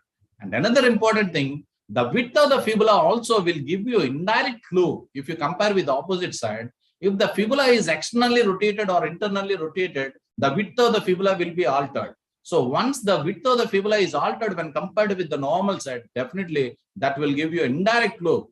It is a rotation, it is a mal rotated. It is in an axial plane, it is rotated. So once you see here it is the fibula is posteriorly displaced. Here the fibula is anteriorly displaced, mal position. So by keeping all these things, you must check the reduction on table with these issues. Once you reduced, you have to test it dynamic because this joint is a dynamic joint. You must check it. Once you check it, if the fibula is moving outwards, it is a translating. So then definitely this is the cotton test on table checking both the AP direction as well as both the mediolateral coronal plane and as well as sagittal plane. We must check it. If any movement it is going out as per the rules, it is a tibiofibular space and all the things we have to check the radiological parameters. Then you have to apply the syndesmotic screw to maintain the syndesmotic stability. So once reduction is over in all these patients, then you have to check for fixation options. So once you try to do the fixation, once you reduce it, either manual method or this method, first provisionally you have to fix the joint with a K-wire, a strong K-wire. Provisionally you fix it. Then you can apply the plate depending on the personality of the fracture, personality of the individual surgeon and the individual things, then according to that, you have to stabilize this fracture, stabilize this syndesmotic joint, either with a dynamic, that is suture anchors, the tightrope, or with the combo, that is tightrope with the screw, or sometimes directly with the syndesmotic screw. Whether you want to use a single screw or double screw, that depends on the level of the fracture. The more higher the fracture, always you have to fix 2 screws. If the lower the fracture, definitely you can go with the single screw. That is the best one. Once you are orderly, when you are fixing it, always fix the lower screw first, then you go for the higher screw once you are fixing the high level syndesmotic fibular fractures. So in this, sometimes you can use the 2 screws. These are all depends on the how amount of instability is there, that can be fixed with the whether it's 2 screws or 1 screw. These are all matter of debate. Even 1 screw fixation is good, or 1 cortices, 3 cortices fixation is good, or sometimes it is a 4 cortices fixation you can use. Wherever you want to improve the stability, you have to use more screws and more cortices, you have to go for the purchase. This is a matter of debate again. In spite of all these fixations, most of this a dynamic fixation or static fixation, the plenty of studies has been shown that both the fixations will give you the equal results. Here the consensus are whether it is tightrope dynamic fixation, it needs more cost. That is the most important thing. A simple screw is a less inverse and less cost. That is a cost effective in these areas. So when to remove, when to apply, and these are all once you want to dynamize the, once you want to mobilize the patient, then automatically you have to remove the screw. But once you remove the screw, sometimes this syndesmotic problem will reappear. That's why most of the surgeons, they don't want to remove this. They will leave it, even though the fracture of the syndesmotic screw is happened. Nothing will happen most of the time. So after fracture, patient will be more satisfied than the screw in situ. So these are the studies has been shown that these are the results with this. So this is a, once you apply the 4 cortices, once it is fractured, the removal of the screw will be very easy if you apply 4 cortices. If you apply 3 cortices, it is difficult to remove the screw. So you can leave the screw, nothing will happen in this. Only thing you have to assure the patient, and before that you have to tell the patient. So after fixing this 6 weeks, a partial weight bearing, you should allow this patient. And phase 1 to reduce the pain and swelling, it is a ice application and cam boot and a physio you advise to reduce the swelling. And phase 2, it is a non-weight bearing ankle movements to improve the movements. And phase 3, you have to go with the weight bearing of the particular individual. Once you start weight bearing, but there is a rule. Always, it is the double the time of the ankle fracture fixation. Always you should immobilize these patients.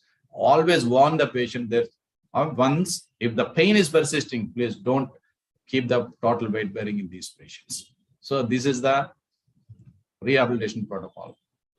And finally, the message is identify the fracture pattern that will tell you what is the syndesmotic injury is there or not. And always compare with the normal ankle radiological parameters. This is the most important key. And the CT is must for old fractures with syndesmotic injuries to identify the fracture pattern, any rotations and shortening of the fibula or malunion of the posterior malleolus. And MRI is must for pure ligamentous injuries, which is costly, and give perfect reduction if possible. Even in old injuries, definitely you have to go for open reduction only. And the provisional stabilization is must. Otherwise, directly you apply the plate, and if you want to apply the screw, sometimes this may not give you the perfect maintenance of the reduction. So once you get the reduction, you maintain it by the provisional fixation. Then fixation of choice depends on the personality of the fracture, as well as it is the surgeon's choice in these cases.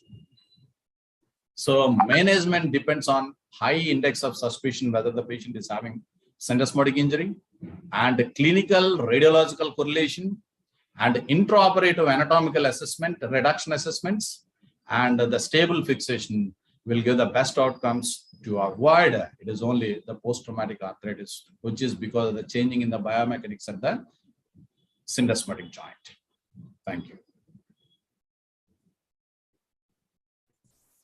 Thank you, Professor Sivananda, for that wonderful talk. The next talk will be by Dr. Vikas Agashit sir, and he is going to show us an interesting case. Dr. Agashit sir, can you share your screen? Yes, please. Meanwhile, does anyone have any questions on the previous talk? Just a small question, sir. Sir. Yeah, Dr. Sir. Yeah, on the studies, it's okay, sir. Practically, have you ever tried any comparison between our endo buttons with the ropes and screw fixations? Yes, sir. There is a study on the tightrope and the screw fixation and endo button. All the fixations are equally giving good results. But the issue is, if you want to mobilize the patient very early, the tightrope will give you a better advantage in these patients. If you give a static fixation, you cannot mobilize the patient immediately. That is the issue in these cases. Once you want to rehabilitate patient very early in these issues, you have to do the combo. So once you fix a static fixation along with the dynamic fixation, you can remove the static fixation after 6 weeks. Still that syndesmotic integrity will be maintained with the tightrope. That can take care of the syndesmotic problem for the future things. So studies has been proved that all the fixations are equally good. But depending on the things, the personality of the fracture, the quality of the bone, and depending on the comorbids, all these things will add you, the number of screws will increase. And high level fractures, you have to use 2 screws. Just these are the things only they are varying, but fixation is same. Any fixation, it works well. Thank you. Thank you. So we move on to the last part of this webinar, which is an interesting case. Over to you, Dr. Agashit sir. Thank you very much. At the outset, I sincerely thank Dr. Shinde, Dr. Shivananda, IOA dignitaries, Dr. Kade for inviting me, and all the viewers. This is just a simple bread and butter case. Reasonably straightforward. This is a middle-aged person with diabetes. He presented with abscess over lateral aspect of ankle. As you can see here, there's an abscess over lateral side of ankle. The medial malleolus seems to be in non-union. The lateral malleolus possibly yield, not possibly yield, not too sure. So this is his history. He had a bimalleolar fracture. Here you can see possibly syndesmotic injury. He was treated with a single screw and a lateral malleolus plate. At 3 months, he has a non-union of medial malleolus, lateral malleolus. The surgeon was not too sure. The syndesmosis also seems to be in distraction. So that was a time when he consulted another surgeon who took a CT scan. You can see the medial malleolus definitely in non-union. The lateral malleolus also is possibly in non-union. And the syndesmosis is open. Here you can see there's a small posterior malleolus, stressing what all has already been discussed. So at the time the second surgeon took over, and he added 1 more screw on the medial malleolus and added 2 syndesmotic screws. Unfortunately, after 3 months, he developed infection, and when he presented to me, there was an abscess on the lateral aspect of elbow, and this is the area marked by the patient where the temperature, local temperature is high.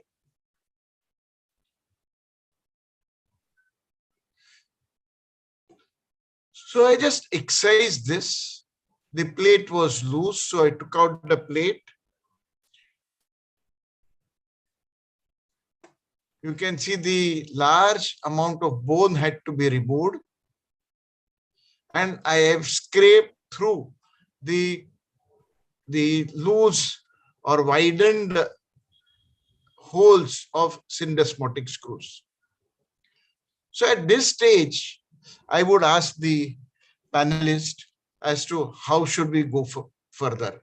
You can see there is a medial malleolar non-union and there is a large defect in the lateral malleolus. And the syndesmotic screws which were holding have been taken out. So, now, how many days old this injury is since the last surgery? 3 months. 3 months after last surgery, 6 months after the first surgery. First surgery, the index surgery.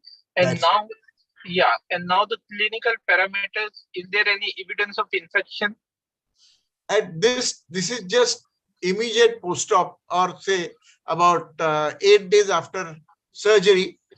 And the wound appears quite clean, as you can see here. The wound is very clean. There is no other evidence of infection. All CBC, CRP, etc. is normal. And here you can see the wound is absolutely clean. So, but there is a huge defect in lateral malleolus. So, have you got the culture reports now?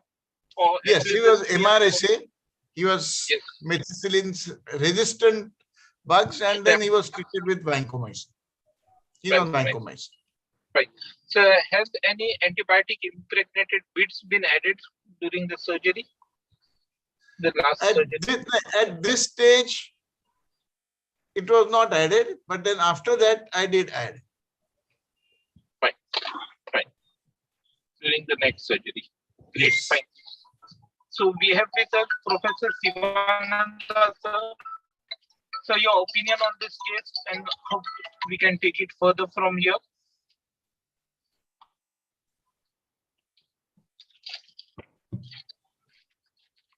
Look, probably we have lost him. We have with us Dr. Pradeep Punotsa. Sir, your opinion on this?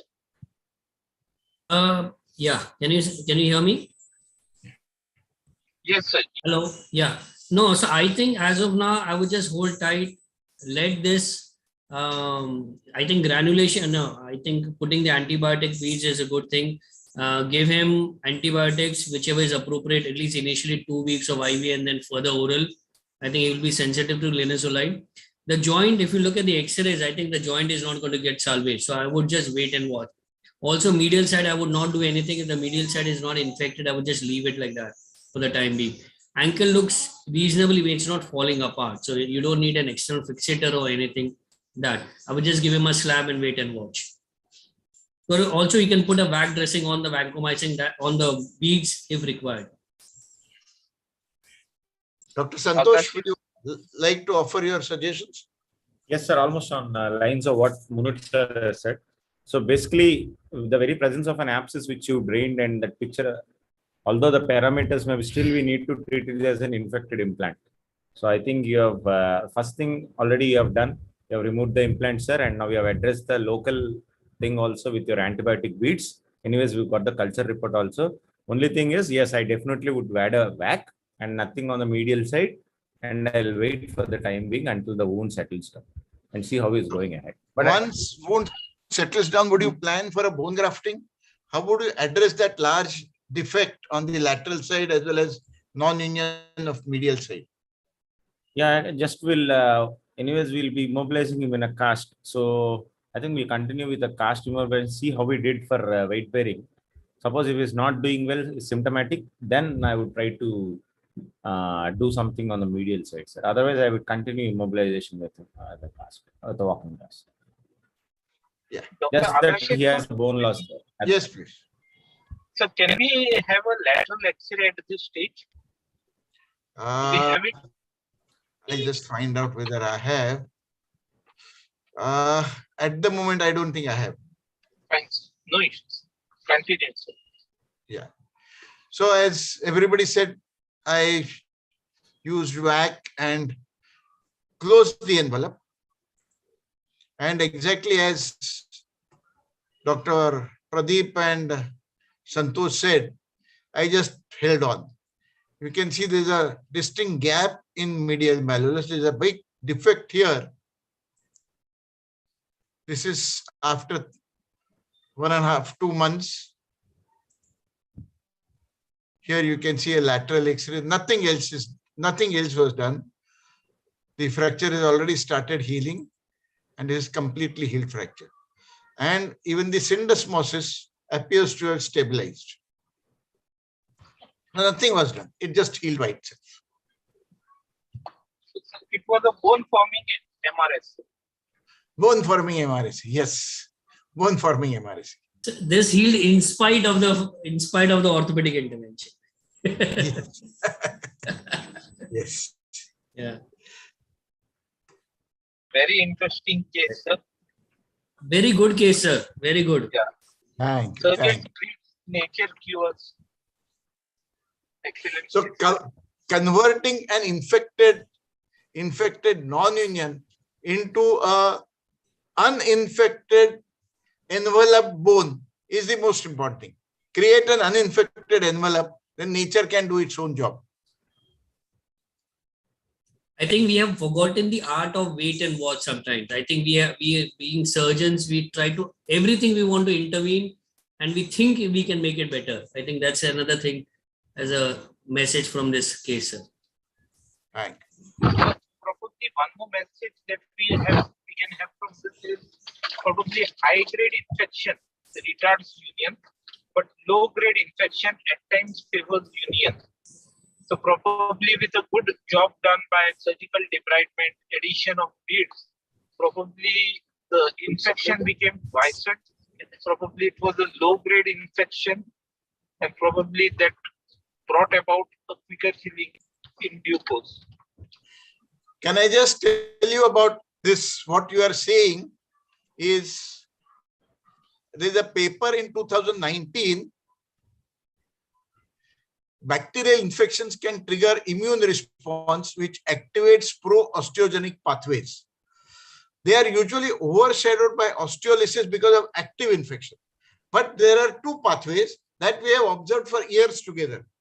But 2019, there's an experimental proof that application of killed bacteria produced significant bone formation at 4 weeks without lysis, and relatively low dose of killed bacteria enhanced bone formation. So possibly when you do a very aggressive debridement and create an envelope, then it's possibly not low-grade infection, but killed bacteria is what the author says. This is published in 2019, and it's a very interesting paper.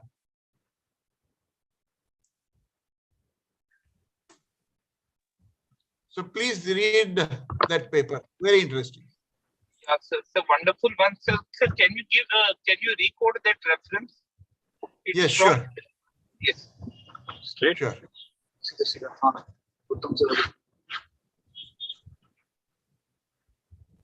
I'll just share it again in a second.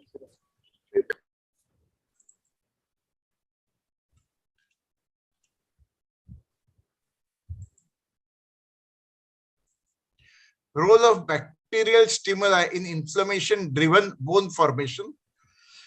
M. Korch and et al. Published in Netherlands European Cell and Material, volume 37, 2019, pages 402 to 419. A big paper. Very nice paper. Excellent and a quite relevant reference to this case, sir. Yes. That was interesting, sir. Yes. So that brings us towards the conclusion of this webinar. We have with us Dr. Uday Kumar, on behalf of Orthopedic Surgeons Society of Andhra Pradesh, would be giving a vote of thanks. Is Dr. Uday Kumar sir around? Yes, yes. I am not able to play my video. Hello. Yes. Just please hold on, sir. Please hold on.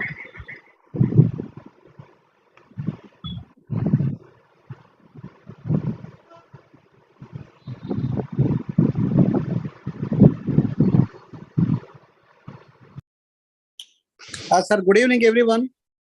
Am I audible, sir? Yes. Yes. Yes, sir. Sir, good evening, everyone, especially to Professor Shinde, sir, and whom I know.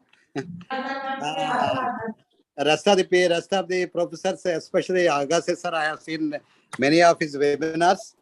And sir, on behalf of the Orthopedic Surgeon Society of Andhra Pradesh, and because our secretary is traveling, he's on he's traveling from Bangalore to Vijayawada, so I am taking the responsibility of proposing vote of thanks. Yes, sir. I'm not able to hear you, sir, because I'm logged in from my iPhone. Because this laptop is not showing me. Sir, we can hear you very well. Please continue, sir. We can hear you. Please continue. Yes, sir.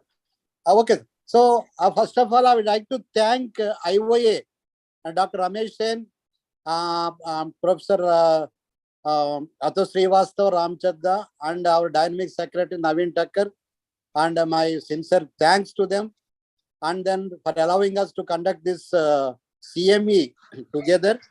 I also would like to thank the West Zone Orthopedic Society headed by Professor Ajit Shinde, and for giving us making us partners for this CME.